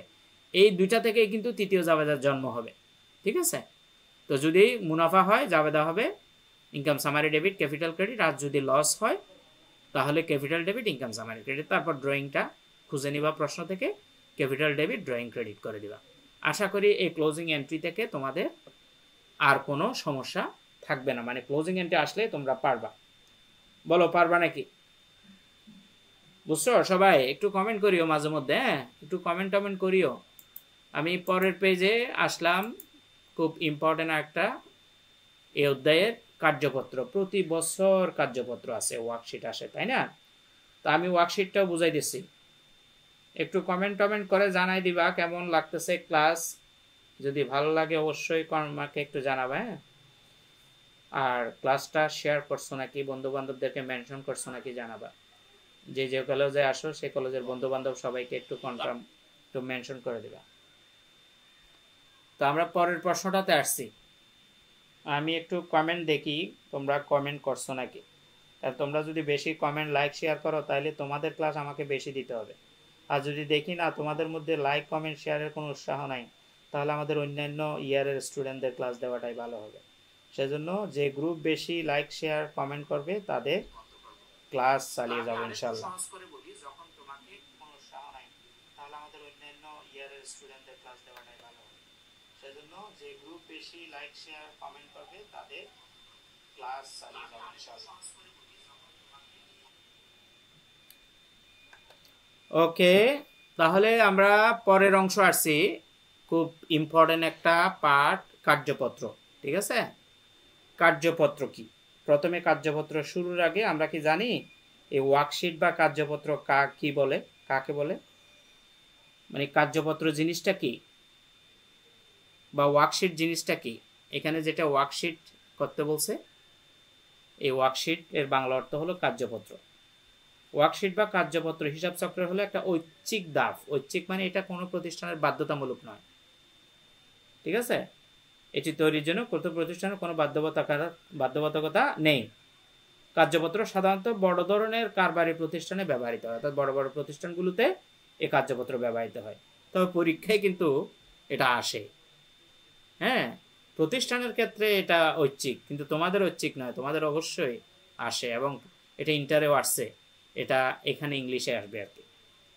তো এখন আমরা একটু কার্যপত্র কাকে বলে জানি। যে কোনো কারবার প্রতিষ্ঠানে হিসাবকাল শেষে প্রাপ্ত বিভিন্ন লেনদেন হতে বিভিন্ন প্রকার আয়, ব্যয়, সম্পত্তি, দায় নিয়ে হিসাব নিকাশের একটি বহুগড় বিশিষ্ট প্রাথমিক খসড়াপত্রকে কার্যপত্র বলে। কার্যপত্র কিন্তু 8 গড়, 10 গড়, 12 গড়, এমনকি 14 গড়ও করা হয়। তো তোমাদের কিন্তু বেসিক্যালি 10 কলামে চায়, মানে 10 গড় বিশিষ্ট চায়। তো আমরা প্রশ্নটা একটু বুঝি। The following is the trial balance of Rahman enterprise as on June 30, 2022। অর্থাৎ নিচে যে ট্রায়াল ব্যালেন্স মানে রেয়ামিলটা দেওয়া হয়েছে সেটা রহমান এন্টারপ্রাইজ নামে একটি প্রতিষ্ঠান থেকে। হ্যাঁ, এটা জুনের 30 তারিখ 2022 সালে। Rahman enterprise trial balance 30 June 2022, এটা একটা রেয়ামিল দেওয়া আছে এখানে। তো রেয়ামিল তো আমরা সবাই এইচএসসিতে বা এসএসসি যারা করে আসছো ভালো করে জানো। রেয়ামিলের ডেবিট দিকে সকল খরচ সম্পদ উত্তোলন বসে, আর ক্রেডিট দিকে আয়, দায়, মূলধন বসে। তার মানে আমাদের এই রেয়ামিলটাতে ডেবিট দিকে যেগুলো দেখতেছি এগুলো হয় সম্পদ হবে, না হয় খরচ হবে, না হয় উত্তোলন হবে। আর ক্রেডিট দিকে সেগুলো হয় আয় হবে, না হয় দায় হবে, অথবা মূলধন বা মালিকানা সত্ত্ব হবে। তাহলে আমরা রেয়ামিলটা টোটালি যোগফল দেখতে পাচ্ছি 25,35,000, 25,35,000। যেহেতু রেয়ামিলটা আমরা এমনও সমাধান করার সময় পরে তোমাদেরকে বুঝাবো, এখন আমি এটাতে বেশি সময় না দিয়ে আদার ইনফরমেশন যেগুলো আছে সেগুলো একটু খেয়াল করি। এগুলোই সবচেয়ে এখানে ইম্পর্টেন্ট। রেয়ামিলটা তোমাদের পরিচিত। এই আদার ইনফরমেশনগুলোকে মানে এগুলো হলো সমন্বয়ের ক্যাই। 1 নম্বরে বলছে দেখো, supplies unused at the end of the year, টাকা 25,000। এটার অর্থ কি? অর্থ বুঝতে হবে তোমাদেরকে। অর্থ না বুঝে অঙ্ক করলে মজাও লাগবে না, তাছাড়া তোমাদের কঠিনও বেশি লাগবে। তো এটার অর্থ হলো সাপ্লাইস আনইউজড আছে মানে অব্যবহৃত আছে, at the end of the year 25,000, মানে বছর শেষে সাপ্লাইস দেখতেছে 25,000 আনইউজড আছে। তাহলে দেখো তো উপরে সাপ্লাইস, আগেই তো বলছিলাম সাপ্লাইস একটা সম্পদ। সাপ্লাইস ছিল 42,000, কিন্তু বছর শেষে তারা দেখতেছে সেই 42,000 টাকা যে সাপ্লাইস ছিল সেটা থেকে আর 25,000 টাকা আছে, ব্যবহার হয়নি এরকম। তার মানে বাকি টাকা ব্যবহার হয়ে গেছে। ঠিক আছে। 2 number, depreciation charge on equipment at the rate of 5% per ইয়ার। এই যে এর মতো যেটা ঘুরে দিয়েছে এটাকে অ্যাট দ্য রেট অফ বলে। 5% পার ইয়ার মানে প্রতি বছর 5% করে অবশ্যই চার্জ করতে হবে। কিসের উপর? ইকুইপমেন্টের উপর। ইকুইপমেন্ট মানে কি? যন্ত্রপাতি। তাহলে আমরা দেখি ইকুইপমেন্ট আছে কত? 15 লক্ষ টাকা। ঠিক আছে। উপরে কিন্তু রেয়ামিলে ব্যালেন্সগুলো দেওয়া আছে, খতিয়ানের ব্যালেন্সগুলো সব রেয়ামিলে আছে। তো 5% এটার উপর অবশ্যই ধরবো। আর অবশ্যই সমন্বয় জাবেদা আমরা শিখে আসছি। দেখো আমরা দুইটা যে সমন্বয় জাবেদা করছি সেগুলো কিন্তু এখানে লাগবে। 3 নাম্বার বলছে interest accrued on 6 month notes payable, টাকা 10,000। অর্থাৎ সুদ বাবদ, ইন্টারেস্ট মানে সুদ, অ্যাক্রুড মানে বকে আছে, অন 6 মান্থ নোটস পেয়াবল 6 মাস মেয়াদি প্রদেয় বিলের সুদ বকে আছে 10,000 টাকা। তাহলে ইন্টারেস্ট মানে খরচ। দেখো তো আমরা আগে যে দুইটা সমন্বয় জাবেদা করছি সেখানে বকেয়া সুদের জাবেদা কি শিখছি বা বকেয়া খরচের জাবেদা কি শিখছি। যেমন স্যালারিজ এক্সপেন্সেস বকেয়া ছিল, আমরা কি শিখছি? যে স্যালারিজ বা বেতন ডেবিট, বকেয়া বেতন বা স্যালারিজ পেয়েবল ক্রেডিট। তাহলে এখানেও interest expenses debit, interest payable credit হবে। 4 নম্বরে বলছে সার্ভিস প্রোভাইড বাট আনবিল্ড 5000। দেখো এটার মতো একটা সমন্বয় জাবেদা করছি না, সেবা দিছে বাট আনবিল্ড মানে বকেয়া আছে। আগের যে সমন্বয়গুলো করছো সেগুলোর সাথে কিন্তু মিল আছে। 1 number salaries accrued on employees টাকা 10,000। এটার অর্থ কি? এটার অর্থ হলো যে বেতন বাবদ কর্মচারী, এমপ্লয়ি মানে কর্মচারী, স্যালারি মানে বেতন, অ্যাক্রুড মানে বকেয়া, মানে কর্মচারীদের বেতন বকেয়া আছে 10,000। তাহলে কিছুক্ষণ আগে বকেয়া বেতনের সমন্বয় জাবেদা করছো। এ হলো প্রশ্নের সমন্বয় এবং উপরের আমিল। করতে বলছে কি দেখো, রিকোয়ার্ড বা করণীয় তো বলছে প্রিপেয়ার এ 10 কলাম ওয়ার্কশিট, অর্থাৎ একটি 10 ঘর বিশিষ্ট কার্যপত্র তৈরি করো। তো কার্যপত্র যেহেতু তোমরা করে আসছো, আমি একটু আইডিয়া দিলে তোমরা বুঝে যাবা, অধৈর্য হবে না, মনোযোগ দিয়ে দেখবা। আমি কোথায় কোথায় কি শিখাই, কোথায় কোথায় কি মাউস কোথায় রাখি, কি করতে বলি একটু খেয়াল করবে। হ্যাঁ, তো আমি পেজ 2তে, এই প্রশ্নের পেজ 2তে যাব।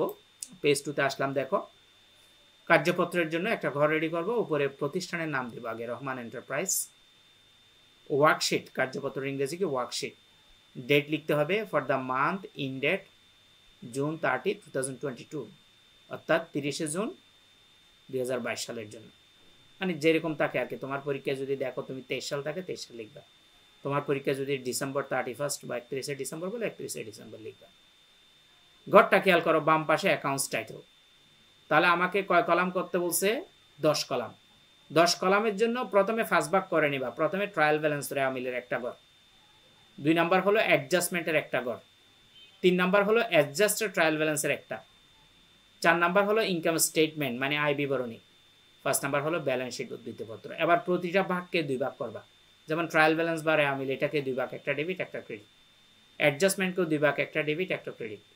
অ্যাডজাস্টেড ট্রায়াল ব্যালেন্সকেও 2 ভাগ, একটা ডেবিট একটা ক্রেডিট। ইনকাম স্টেটমেন্টকে 2 ভাগ, একটা ডেবিট একটা ক্রেডিট। ব্যালেন্স শিটকেও 2 ভাগ, একটা ডেবিট একটা ক্রেডিট। এভাবে ঘরটা আগে করে নিবা। এখন আসো ঘরের পরে আমার প্রথম কাজ কি। প্রথম কাজটা হলো একদম সিম্পল। একদম সিম্পল মানে কি, তোমার প্রশ্নের ভিতরে একটা রেওয়ামিল দেখতে পারতেছো না?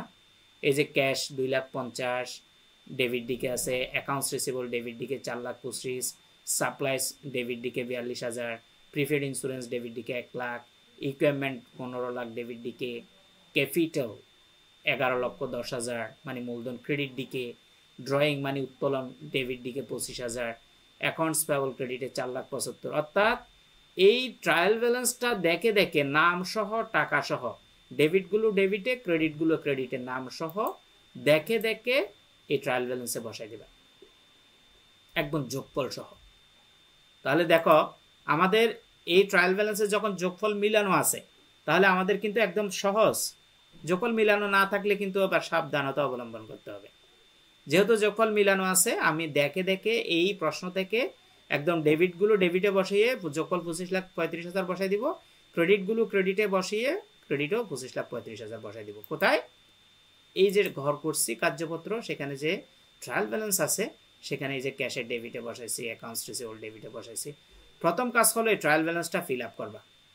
পুরোটা ফিল আপ করে একদম, আমি এটা 2টা পেজ নিছি ওয়ার্কশিটের জন্য, পেজ 2 এবং পেজ 3, 2টা পেজ নিছি। হ্যাঁ, ট্রায়াল ব্যালেন্সটা একদম এই পর্যন্ত এসে টোটাল করে দিলাম 25,35,000। তার মানে আমাদের প্রথম কাজটা হলো দেখে দেখে প্রশ্নে যে ট্রায়াল ব্যালেন্স বা রেওয়ামিল আছে সে ট্রায়াল ব্যালেন্সটা ফিল আপ করা। এখানে নিজের কিছু ক্রিয়েটিভিটি নেই, যে যত বেশি দ্রুত দেখে দেখে করতে পারবে তার তাড়াতাড়ি হবে। এখন আসো আমি অ্যাডজাস্টমেন্টের কলামটা তোমাকে বুঝাবো, একটু মনোযোগ দিবে এই জায়গায়। এখানে তোমার ক্রিয়েটিভিটি, মানে এখানে তোমাকে ফোকাস দিতে হবে। এই যে আদার ইনফরমেশন যেগুলো, এগুলোকে অ্যাডজাস্টমেন্টও বলে, সমন্বয় বলে বা অন্যান্য তথ্য বলে। এখানে 1 নম্বরে যেটা বলছে supplies unused at the end of the year টাকা 25,000, অর্থাৎ সাপ্লাইস আনইউজড আছে। আনইউজড মানে কি, যেটা ইউজ হয় না, অব্যবহৃত আছে। At the end of the year মানে বছর শেষে কত টাকা? 25,000 টাকা। তাহলে আমাদের সাপ্লাইস আছে কত? 42,000। 42,000 থেকে 25,000 আছে মানে আমার বাকি সাপ্লাইস কোথায় গেছে? খরচ হয়ে গেছে। তাহলে আমি যদি একটু ক্যালকুলেটর নিই, কত টাকা? ক্যালকুলেটারে একটু তোমরা বলো তো দেখি, 42,000 থেকে 25,000 মাইনাস করলে কত হয়? আমিও একটু করতেছি, আমি একটা ক্যালকুলেটর বের করলাম। 42,000 মাইনাস 25,000। তোমরা একটু বলো, কে বলতে পারো দেখি একটু আগে। আচ্ছা 17,000, আমার 17,000 আসছে, তোমাদের কত আসছে বলো, লিখে দাও। তাহলে 42,000 টাকা থেকে আমার 25,000 আছে, তার মানে এই 17,000 আমার খরচ হয়ে গেছে। আর সাপ্লাইস খরচ হলে সাপ্লাইসের সমন্বয় জাবেদা কি? এখানে কিন্তু দেখো সমন্বয় জাবেদা দিতে বলে নাই, কিন্তু সমন্বয় জাবেদাগুলো তোমাকে মাথার মধ্যে করতে হবে। সমন্বয় জাবেদা মাথায় করে সেটা তুমি খাতায় লিখবা। তাহলে সাপ্লাইস যেটা খরচ হয়েছে আমরা বের করলাম, 42,000 থেকে 25,000 আসে, 17,000 খরচ হয়েছে। তার মানে এই সাপ্লাইসের খরচের জাবেদা হবে supplies expenses debit supplies credit. আমরা আগে কিন্তু সমন্বয় জাবেদাতে সেগুলো শিখছি। এখন আমরা কি করব? এখন তুমি পুরো প্রশ্নের মধ্যে খুঁজবা যে আমরা যে রেয়ামিল প্রশ্নে আছে, এখানে দেখো এই যে সাপ্লাইস আছে না, আছে। তাইলে আমাদের supplies expenses debit supplies credit, এই যে সমন্বয়টাতে যে জাবেদার মধ্যে দুইটা পক্ষ হয়েছে, একটা ডেবিট হয়েছে সাপ্লাইস এক্সপেন্সেস, আর একটা ক্রেডিট হয়েছে সাপ্লাইস। এই ক্রেডিট যেটা সেটা আছে, সাপ্লাইস এক্সপেন্সেস তুমি পুরোটাতে দেখো কোথাও নাই। তাহলে যেটা নাই, যে পক্ষটার নাম নাই, যে এই সমন্বয় জাবেদাতে সৃষ্টি হওয়া পক্ষের মধ্যে যেই পক্ষটার নাম নাই, সেই পক্ষটাকে তোমাকে নতুনভাবে খুলতে হবে। কোথায়? কার্যপত্রে। আর এই যে আমরা ওয়ার্কশিট এখন সমন্বয় যেগুলো করব, মনোযোগ দিয়ে শুনবা কথা, এগুলো কিন্তু সব অ্যাডজাস্টমেন্টের কলামে হবে। অর্থাৎ এই যে আমরা তো প্রথম অংশ ট্রায়াল ব্যালেন্স শেষ করছি, এখন আমরা অ্যাডজাস্টমেন্টে কাজ করব, অ্যাডজাস্টমেন্টের বাইরে যাব না, অ্যাডজাস্টমেন্টের ডেবিট এবং ক্রেডিটের ভিতরে রাখবো।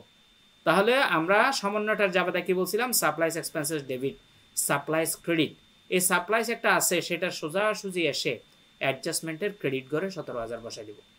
17,000 কোথেকে পাইছি? কিছুক্ষণ আগে ক্যালকুলেটার করে বের করছি, 42,000 থেকে 25,000 মাইনাস করে 17,000 পাইছি। কিন্তু সাপ্লাইস এক্সপেন্সেস ডেবিট পক্ষটা তো এখানে নাই, সেজন্য আমরা পরের পেজে যাব। পরের পেজে সাপ্লাইস এক্সপেন্সেস নামে একটা নাম খুলবো, যে পক্ষটা নাই। এই দেখো, এই সাপ্লাইস এক্সপেন্সেস নামে খুলছি, খুলে এই সাপ্লাইস এক্সপেন্সেস ডেবিট বলে এই অ্যাডজাস্টমেন্টের ঘরে ডেবিটে বসাইছে। তাহলে সাপ্লাইস এক্সপেন্সেসটা খুলবো, সেটা ডেবিট হয়েছে বলে জাবেদায় এই অ্যাডজাস্টমেন্টের ঘরে ডেবিটে বসাইছি। আর সাপ্লাইস ক্রেডিট হয়েছে বলে সেটা যেটা আগে থেকে ছিল, সেটা আগের পেজে এসে এই সাপ্লাইসের ক্রেডিটে বসাই দিছি, কারণ সাপ্লাইস ক্রেডিট হয়েছিল। আশা করি বুঝতে পারছো। তারপরও 1 নাম্বারটা বুঝতে না পারলে 2 নাম্বারটাতে খেয়াল করো প্রশ্নে।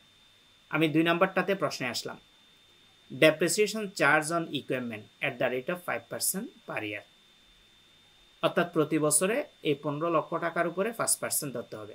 আচ্ছা 15 লক্ষ টাকার 5% কত হবে? কেউ একটু লিখে দাও তো কমেন্টে। তোমরাও লিখে দাও 15 লক্ষ টাকার 5% কত হবে। আমিও ক্যালকুলেটার একটু বের করি। 15 লক্ষ টাকা আগে লিখবো, তাই না? আগেরটা মুছে দিই।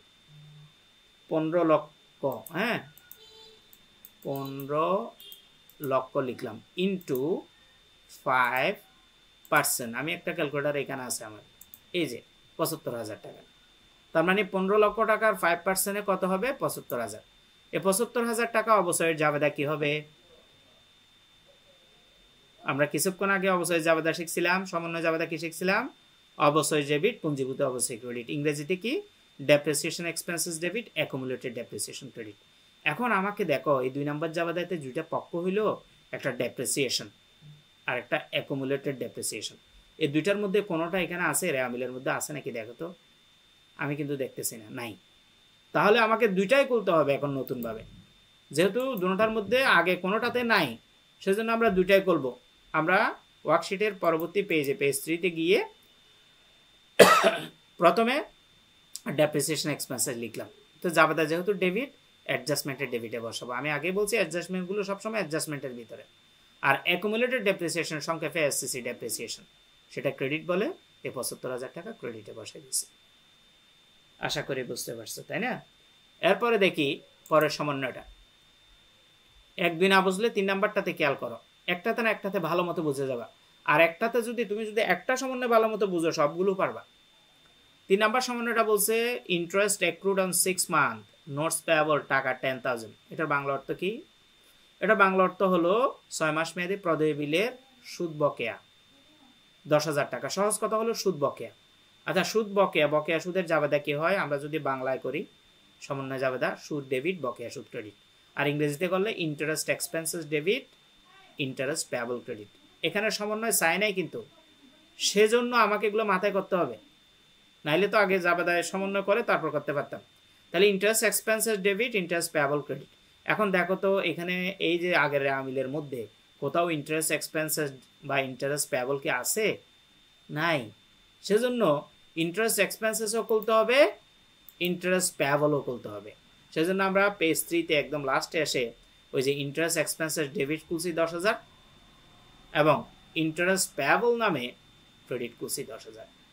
এই যে বারবার কিন্তু কাজগুলো কোথায় করতেছি খেয়াল করে, অ্যাডজাস্টমেন্টের বাইরে কিন্তু আমি যাচ্ছি না, অ্যাডজাস্টমেন্টের ভিতরেই করতে হবে।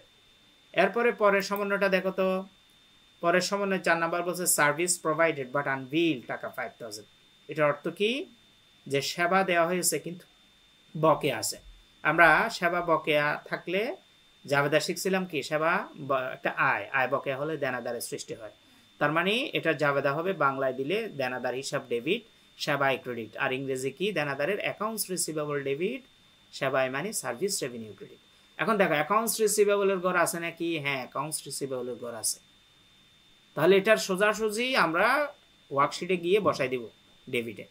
আর সার্ভিস রেভিনিউ দেখতেছি আছে 5,50,000, তার মানে সার্ভিস রেভিনিউরও ক্রেডিট দিকে বসাই দিব। কত টাকা? এই 5,000 টাকা। তার মানে এই 4 নাম্বার সমন্বয়ের জন্য যে জাবেদা করব সেটার জন্য কোনো নতুন নাম খুলতে হবে না, কারণ জাবেদার মধ্যে যে দুইটা নাম আসছে, অ্যাকাউন্টস রিসিভেবল সেটাও আছে, সার্ভিস রেভিনিউ ক্রেডিট সেটাও আছে। তাহলে এই 5,000 টাকা আমরা প্রথমে এই প্রিভিয়াস পেজে যাই, এই যে অ্যাকাউন্টস রিসিভেবলের ডেবিটে 5,000 বসাবো, আর সার্ভিস রেভিনিউ যেখানে আছে এই যে সার্ভিস রেভিনিউ তার ক্রেডিটে 5,000 বসাবো। আবার খেয়াল করো আমরা কিন্তু অ্যাডজাস্টমেন্টের ঘরের বাইরে যাচ্ছি না, এটা কিন্তু খেয়াল রাখবা। এরপরে আসো 1 নাম্বার, স্যালারিজ এক্রুড অন এমপ্লয়িজ টাকা 10,000। বাংলা অর্থ কি? বেতন বকেয়া। বেতন বকেয়া হলে জাবেদা কি? সমন্বয় জাবেদা কি? বেতন ডেবিট, বকেয়া বেতন ক্রেডিট। ইংরেজিতে করলে কি? Salaries expenses debit, salaries payable credit. তাই মানে এখানে আমাকে খুঁজতে হবে, এই যে দেখো স্যালারিজ এক্সপেন্সেস একটা আছে একদম লাস্টে, এটা ডেবিটে বসাইতে পারবো, কিন্তু স্যালারিজ পেয়াবল তো নাই, সেজন্য স্যালারিজ পেয়াবলটা খুলতে হবে। তার মানে আমরা স্যালারিজ এক্সপেন্সেসের ডেবিটে বসাবো। তো স্যালারি পরবর্তী পেজে গেলাম, পেজ 3-তে স্যালারিজ এক্সপেন্সেস এই যে দেখতে পাচ্ছ এটা ডেবিটে 10,000 বসাইছি, আর স্যালারিজ পেয়াবল নাই বলে আলাদাভাবে খুলছি। স্যালারিজ পেয়াবল জাবেদায় ক্রেডিট, সেজন্য ক্রেডিট দিকে বসাইছি। আশা করি বুঝতে পারছো। তো অ্যাডজাস্টমেন্টগুলো যখন শেষ, এখন তোমার আর প্রশ্ন লাগবে না, প্রশ্ন ছাড়া অঙ্ক করতে পারবা। কিভাবে? তৃতীয় যেটা কলাম সেটা হলো অ্যাডজাস্টেড ট্রায়াল ব্যালেন্স, এখানে একটা ডেবিট ক্রেডিট আছে। এখন আর প্রশ্ন ছাড়া তুমি অঙ্ক করতে পারবা। কিভাবে? দেখো এই যে অ্যাডজাস্টেড ট্রায়াল ব্যালেন্স যেটা দেখতে পাচ্ছ, এখানে ডেবিট এবং ক্রেডিট আছে না? তাহলে আমি একদম ওয়ার্কশিটের প্রথম অংশে যাই, এই প্রথম অংশে আসলাম, দেখো মানে পেজ 2-তে আসলাম। এসে প্রথমে আমি অ্যাকাউন্টস টাইটেলের দিকে তাকাবো, ক্যাশ এটা সম্পদ, ট্রায়াল ব্যালেন্সে আছে, কিন্তু অ্যাডজাস্টমেন্টে কি আছে? নাই। তাহলে ট্রায়াল ব্যালেন্সে যেদিকে থাকে অ্যাডজাস্টেড ট্রায়াল ব্যালেন্সে হুবহু সেই দিকে বসে যাবে যদি অ্যাডজাস্টমেন্টে না থাকে, আর যদি অ্যাডজাস্টমেন্টে থাকে তাহলে যোগ বিয়োগ হয়ে বসবে। যেমন ক্যাশের টাকাটা নাই বলে সরাসরি বসছে। অ্যাকাউন্টস রিসিভেবল দেখো তো, এই ট্রায়াল ব্যালেন্সে আছে 4,25,000, কিন্তু অ্যাডজাস্টমেন্টও ডেবিটে আছে 5,000, তাহলে ডেবিটে কিন্তু যোগ হবে, কিন্তু ডেবিটে ক্রেডিটে হলে বিয়োগ হইতো। একই দিকে হলে যোগ, বিপরীত দিকে হলে বিয়োগ। তার মানে অ্যাকাউন্টস রিসিভেবলের 4,25,000 ডেবিটের সাথে অ্যাডজাস্টমেন্টের 5,000 টাকা ডেবিট যোগ করলে মোট 4,30,000। ঠিক আছে? যদি না বুঝতে পারো আবার খেয়াল করো, অ্যাকাউন্টস রিসিভেবলের ট্রায়াল ব্যালেন্সে ডেবিটে আছে 4,25,000, অ্যাডজাস্টমেন্টও ডেবিটে 5,000, তাহলে 4,25,000 ডেবিটে যোগ, বিপরীত দিকে হলে বিয়োগ, একটা ডেবিট একটা ক্রেডিট হলে বিয়োগ। যেহেতু একই দিকে 4,25,000 এবং 5,000 যোগ করে ডেবিটে বসাবো 4,30,000। ঠিক একইভাবে সাপ্লাইস দেখো বিপরীত ঘটনা, ডেবিট আছে 42,000, কিন্তু অ্যাডজাস্টমেন্টের ক্রেডিট আছে 17,000।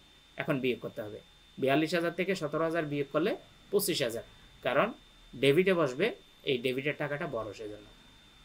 প্রিপেড ইন্স্যুরেন্স শুধু ট্রায়াল ব্যালেন্স আছে, শুধু ট্রায়াল ব্যালেন্সে ডেবিটে আছে, সেজন্য অ্যাডজাস্টেড ট্রায়াল ব্যালেন্সে সোজাসুজি ডেবিটে বসে যাবে। ইকুইপমেন্ট 15 লক্ষ টাকা শুধুমাত্র ট্রায়াল ব্যালেন্সে আছে, তাই না? ডেবিটে আছে, সেজন্য অ্যাডজাস্টেড ট্রায়াল ব্যালেন্সে ডেবিটে বসে গেছে। ক্যাপিটাল মূলধন শুধু ট্রায়াল ব্যালেন্সের ক্রেডিটে আছে, সেজন্য এই 11,10,000 অ্যাডজাস্টমেন্টে কিন্তু নাই, সেটা সরাসরি অ্যাডজাস্টেড ট্রায়াল ব্যালেন্সের ঘরে এসে ক্রেডিটে বসে যাবে। অর্থাৎ এখান থেকে আমরা কি বুঝলাম, ট্রায়াল ব্যালেন্সের বা রেওয়া মিলের যদি শুধু এক সাইডে থাকে বা শুধু রেওয়া মিলে থাকে, অ্যাডজাস্টমেন্টে নাই, তাহলে যেদিকে আছে সেদিকে বসে যাবে। যদি দেখা যাচ্ছে ট্রায়াল ব্যালেন্সও আছে অ্যাডজাস্টমেন্টও আছে, তাইলে একই দিকে হলে প্লাস হবে, বিপরীত দিকে হলে মাইনাস হবে। তো ক্যাপিটালের ক্ষেত্রে শুধু ক্রেডিটে আছে, সেজন্য আমরা সরাসরি অ্যাডজাস্টেড ট্রায়াল ব্যালেন্সের ক্রেডিটে বসাই দিয়েছি। ড্রয়িং ট্রায়াল ব্যালেন্সের ডেবিটে আছে, সেজন্য সরাসরি ডেবিটে বসাই দিয়েছি। অ্যাকাউন্টস পেয়াবল ক্রেডিটে আছে 4,75,000, সেজন্য ক্রেডিটে বসাই দিয়েছি। নোটস পেয়াবল ক্রেডিটে আছে, সেজন্য ক্রেডিটে বসাই দিয়েছি। সার্ভিস রেভিনিউ দেখো, ট্রায়াল ব্যালেন্সের ক্রেডিটে আছে 5,50,000, অ্যাডজাস্টমেন্টের ক্রেডিটে আছে 5,000। ক্রেডিটে ক্রেডিটে হলে যোগ, মানে একই দিকে হলে যোগ। 5,50,000 5,000 যোগ করলে 5,55,000। ঠিক আছে, এর পরের পেজে যাই। পরের পেজে দেখলাম ট্রাভেলিং এক্সপেন্সেস ট্রায়াল ব্যালেন্সের ডেবিটে আছে 50,000, ডেবিটে বসাই দিব অ্যাডজাস্টমেন্টে, অ্যাডজাস্টেড ট্রায়াল ব্যালেন্সের। ওয়েলস এক্সপেন্সেস ডেবিটে আছে, সরাসরি 95,000 বসাই দিছি। স্যালারিজ এক্সপেন্সেস ট্রায়াল ব্যালেন্সও আছে 48,000, আবার অ্যাডজাস্টেড ট্রায়াল ব্যালেন্সও আছে ডেবিটে 10,000। তো ডেবিটে ডেবিটে যোগ হবে 48,58,000। সাপ্লাইস এক্সপেন্সেস শুধু ট্রায়াল অ্যাডজাস্টমেন্টের ঘরে আছে, অ্যাডজাস্টমেন্টের ঘরে যেদিকে আছে ডেবিটে বসাই দিব। ডেপ্রিসিয়েশন এক্সপেন্সেস 75,000, অ্যাডজাস্টমেন্টের ঘরে ডেবিটে আছে, ডেবিটে বসাই দিব। অ্যাকুমুলেটেড মানে এসএসসি ডেফ ক্রেডিটে আছে, ক্রেডিটে বসাই দিব। ইন্টারেস্ট এক্সপেন্সেস 10,000, ডেবিটে আছে, ডেবিটে বসাই দিব। ইন্টারেস্ট পেয়াবল ডেবিটে আছে, ডেবিটে বসাই দিব। স্যালারিজ পেয়াবল ক্রেডিটে আছে, ক্রেডিটে বসাই দিব। ঠিক আছে, এই পর্যন্ত আমরা ট্রায়াল ব্যালেন্স এবং অ্যাডজাস্টমেন্ট দুইটাকে সমন্বয় করে অ্যাডজাস্টেড ট্রায়াল ব্যালেন্সটা রেডি করছি। এখন আসো আমাদের ইনকাম স্টেটমেন্ট এবং ব্যালেন্স শিট খেয়াল করবা। আমি প্রথম পেজে যাই, অর্থাৎ ওয়ার্কশিটের প্রথম অংশে আসছি। এই যে ইনকাম স্টেটমেন্ট এবং ব্যালেন্স শিট, এই দুইটা কিন্তু একসাথে করে ফেলবো আমরা। কিভাবে? মনোযোগ দিয়ে খেয়াল করবা। ইনকাম স্টেটমেন্টের ডেবিট দিকে বসবে সকল মুনাফা জাতীয় খরচ, ক্রেডিট দিকে বসবে মুনাফা জাতীয় আয়।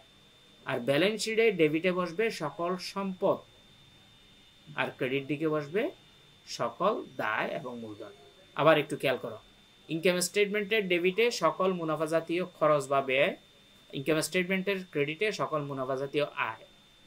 ব্যালেন্স শিটের ডেবিটে সকল সম্পদ এবং উত্তোলন বসাবো, আর ক্রেডিটে বসাবো তোমার সকল দায় এবং মূলধন। তাহলে আমি প্রথম থেকে শুরু করি, একদম নাম দেখবো এখান থেকে। যেমন ক্যাশ, ক্যাশ মানে কি বলতো? সম্পদ। তাহলে সম্পদ হলে কোথায় বসে বলছিলাম? ব্যালেন্স শিটের ডেবিটে। এখন তুমি একটা মনোযোগ দিয়ে কথা খেয়াল করবা, এখানে ট্রায়াল ব্যালেন্সও টাকা আছে, অ্যাডজাস্টমেন্টও টাকা আছে, অ্যাডজাস্টেড ট্রায়াল ব্যালেন্সও টাকা আছে। ঠিক আছে, কোন টাকাটা নিব? ফাইনালি আমরা এই অ্যাডজাস্টেড ট্রায়াল ব্যালেন্সের টাকাটা নিব। এগুলোর আর টাকার কোনো দাম নাই, ট্রায়াল ব্যালেন্স অ্যাডজাস্টমেন্টের টাকার আর কোনো দাম নাই। আমরা কোনটা নিব? ওই অ্যাডজাস্টেড ট্রায়াল ব্যালেন্সের টাকাটা নিব। বুঝতে পারছো? তাহলে আমরা ক্যাশের টাকা যেটা 2,50,000 অ্যাডজাস্টেড ট্রায়াল ব্যালেন্স থেকে দেব, টাকাটা এখান থেকে দেখবো। যদিও ট্রায়াল ব্যালেন্স আমার এটা টাকা একই, কিন্তু সবগুলো তো একই হবে না, সেজন্য আমরা টাকা টার্গেট করবো কোথায়? Adjusted trial balance. যেহেতু ক্যাশ একটা সম্পদ, ব্যালেন্স শিটের ডেবিটে বসছে। অ্যাকাউন্টস রিসিভেবল দেন আদার, এটা একটা সম্পদ। দেখো, অ্যাকাউন্ট রিসিভেবলে ট্রায়াল ব্যালেন্সও টাকা আছে, অ্যাডজাস্টমেন্টও টাকা আছে, অ্যাডজাস্টেড ট্রায়াল ব্যালেন্সও টাকা আছে। ফাইনালি আমরা অ্যাডজাস্টেড ট্রায়াল ব্যালেন্সের টাকাটাই নিব। তাহলে অ্যাকাউন্ট রিসিভেবল সম্পদ 4,30,000, ব্যালেন্স শিটের ডেবিটে বসাই দিছি। সাপ্লাইস সম্পদ, এই যে supplies, balance sheet adjusted trial ব্যালেন্সের 25,000 টাকা নিব, ব্যালেন্স শিটের ডেবিটে বসাই দিব সম্পদ। প্রিপেড ইন্স্যুরেন্স সম্পদ 10,000 টাকা, 1 লক্ষ টাকা, সেজন্য ব্যালেন্স শিট ডেবিটে। ইকুইপমেন্ট এটা সম্পদ 15 লক্ষ টাকা, ব্যালেন্স শিট ডেবিটে। ক্যাপিটাল এটা মূলধন, এটা অ্যাডজাস্টেড ট্রায়াল ব্যালেন্সের ক্রেডিটে আছে, ব্যালেন্স শিটের ক্রেডিটে। এটা মূলধন সবসময় ব্যালেন্স শিটের ক্রেডিটে হয়। ড্রয়িং উত্তোলন, উত্তোলন ব্যালেন্স শিটের ডেবিটে হয়। এই যে অ্যাডজাস্টেড ট্রায়াল ব্যালেন্সের টাকা 25,000 নিব। অ্যাকাউন্টস পেয়াবল মানে পাওনাদার, সেটা কি? দায়। এই যে অ্যাডজাস্টেড ট্রায়াল ব্যালেন্সের ক্রেডিট আছে 4,75,000, ব্যালেন্স শিটের ক্রেডিটে দিব কারণ এটা দায়। নোটস পেয়াবল প্রদেয় বিল, এটা দায় 4 লাখ টাকা, সেজন্য ব্যালেন্স শিটের ক্রেডিটে দিব। সার্ভিস রেভিনিউ এটা কিন্তু মুনাফা জাতীয় আয়, অ্যাডজাস্টেড ট্রায়াল ব্যালেন্সের ক্রেডিট আছে। আমরা বলছিলাম মুনাফা জাতীয় আয় হলে ইনকাম স্টেটমেন্টের ক্রেডিটে হয়, সেজন্য ক্রেডিটে হয়েছে। ঠিক আছে, পরের পেজে যাচ্ছি। ট্রাভেলিং এক্সপেন্সেস খরচ 50,000 টাকা, অ্যাডজাস্টেড ট্রায়াল ব্যালেন্সের টাকা দেখবা ইনকাম স্টেটমেন্টের ডেবিট হবে, কারণ মুনাফা জাতীয় খরচ হলে ইনকাম স্টেটমেন্টের ডেবিট। ওয়েজেস এক্সপেন্সেস মানে মজুরি খরচ, এটাও খরচ। অ্যাডজাস্টেড ট্রায়াল ব্যালেন্সের টাকাটাই আমরা ইনকাম স্টেটমেন্টে ডেবিটে বসাই দিব। স্যালারিস এক্সপেন্সেস খরচ, সেজন্য ইনকাম স্টেটমেন্টে ডেবিটে। সাপ্লাইস এক্সপেন্সেস খরচ, সেজন্য ইনকাম স্টেটমেন্টে ডেবিটে। নাম দেখবো, অ্যাকাউন্টস টাইটেল থাকবে, টাকা নিব অ্যাডজাস্টেড ট্রায়াল ব্যালেন্স থেকে। ডেপ্রিসিয়েশন এক্সপেন্সেস ৭৫,০০০, ঠিক আছে, তো এটা একটা খরচ, সেজন্য ইনকাম স্টেটমেন্টে ডেবিটে। এসএসসি ডেফ মানে অ্যাকুমুলেটেড ডেপ্রিসিয়েশন তাও ৭৫,০০০, এটা কিন্তু বিপরীত সম্পত্তি হিসাব, অর্থাৎ ব্যালেন্স শিটের সম্পদ যেদিকে বসে তার বিপরীত দিকে বসবে ৭৫,০০০। ইন্টারেস্ট এক্সপেন্সেস ১০,০০০, এটা একটা খরচ, সেজন্য ইনকাম স্টেটমেন্টের ডেবিটে। ইন্টারেস্ট পেয়েবল, এটা একটা দায়, সেজন্য এই যে অ্যাডজাস্টেড ট্রায়াল ব্যালেন্সের ক্রেডিটে আছে আর ব্যালেন্স শিটও ক্রেডিটে যাবে। স্যালারিজ পেয়েবল, এটা একটা দায়, বকেয়া বেতন, সেটা ব্যালেন্স শিটের ক্রেডিটে। এখন সব বসায় বলছি, এখন আমার কাজ কি জানো, এখন হলো ইনকাম স্টেটমেন্টটাকে আগে যোগ করব। তো ইনকাম স্টেটমেন্টে আমরা প্রথম ওয়ার্কশিটের প্রথম পেজে আসলাম। ইনকাম স্টেটমেন্টে ক্রেডিট দিকে শুধু একটা টাকা সার্ভিস রেভিনিউ দেখতে পাচ্ছি ৫,৫৫,০০০, সেটা ক্রেডিট দিকে ইনকাম স্টেটমেন্টে ৫,৫৫,০০০ বসাবো, সেটা ডেবিট দিকে বসাই দিব, অথবা ছোট করে কোথাও লিখে রাখবা। লিখে রাখার পরে এবার এই ৫,৫৫,০০০ টাকা যেটা আয়, সেখান থেকে ইনকাম স্টেটমেন্টের ডেবিটে যতগুলো খরচ বসছে, ইনকাম স্টেটমেন্টের প্রথম পেজে ডেবিটে কোনো টাকা নেই, হ্যাঁ, আমরা পরের পেজে যাই, পরের পেজে দেখলাম ইনকাম স্টেটমেন্টের ডেবিটে অনেকগুলো খরচ আছে, এই যে ট্রাভেলিং এক্সপেন্সেসের ৫০,০০০, অর্থাৎ ডেবিট দিকে যা আছে সবগুলো ক্রেডিটের ৫,৫৫,০০০ টাকা যেটা আয় ছিল সেখান থেকে মাইনাস করবা। তাহলে ৫,৫৫,০০০ থেকে ৫০,০০০ মাইনাস করবা, ৯৫,০০০ মাইনাস করবা, অর্থাৎ ইনকাম স্টেটমেন্টের ডেবিটের ৫৮,০০০, ১৭,০০০, ৭৫,০০০, ১০,০০০ মাইনাস করবা। করার পরে দেখবা যে তোমার ২,৫০,০০০ টাকা পার্থক্য আসছে। এই ডেবিট দিকে যদি পার্থক্য আসে সেটা নাম হবে নেট ইনকাম। যদি কোনো কারণে খরচ বেশি হইতো, ক্রেডিট দিকে পার্থক্য হইতো, সেটা কিন্তু নেট লস। যেহেতু নেট ইনকাম নেট লাভ আসছে, সেটা ব্যালেন্স শিটে ক্রেডিটে যায়, কারণ মূলধন বাড়ে নেট ইনকামের জন্য, সেজন্য ব্যালেন্স শিটের ক্রেডিটে যেহেতু মূলধন বসছে তার ক্রেডিটে বসছে। যদি তোমার নেট লস আসতো তাহলে ব্যালেন্স শিটের ডেবিটে বসতো। আচ্ছা, নেট ইনকামটা ব্যালেন্স শিটের ক্রেডিটে বসাই দেওয়ার পরে এখন ব্যালেন্স শিট যোগ করবা, একদম সিম্পল। তাহলে আমি প্রথম পেজে ওয়ার্কশিটের প্রথম অংশে গেলাম, ব্যালেন্স শিটের ডেবিট দিকে সবগুলো ২,৫০,০০০ যোগ ৪,৩০,০০০ যোগ ২৫,০০০, ১,০০,০০০, ১৫,০০,০০০, ২৫,০০০, তারপরে আর ডেবিটে নাই, সব যোগ করলে ২৩,৩০,০০০। এবার ক্রেডিট দিকে, ঠিক আছে, তো ক্রেডিট দিকে ১১,১০,০০০ ব্যালেন্স শিটের, ৪,৭৫,০০০, ৪,০০,০০০ এবং ৭৫,০০০, ১০,০০০, ১০,০০০ এবং ওই নেট ইনকাম যেটা চলে আসছিল ২,৫০,০০০ যোগ করলে ২৩,৩০,০০০ মিলে যাবে। এভাবে একটা কার্যপত্র তুমি বুঝে বুঝে প্র্যাকটিস করলে ইনশাআল্লাহ আয়ত্তে চলে আসবে। তো ক্লাসটি কেমন লাগছে জানাবা, আবার রিকোয়েস্ট থাকবে শেয়ার করবা, বন্ধু বান্ধবদের মেনশন করবা। যদি নিয়মিত ক্লাস পেতে চাও তাহলে অবশ্যই লাইক, কমেন্ট, শেয়ার করে তোমরা এগিয়ে থাকবা অন্যদের সাইডে, তাহলে তোমাদের ক্লাস বেশি দেব। আজকের লাইভ ক্লাস এখানে শেষ করব। সবার প্রতি শুভকামনা রইল। আসসালামু আলাইকুম ওয়া রাহমাতুল্লাহি ওয়া বারাকাতুহু।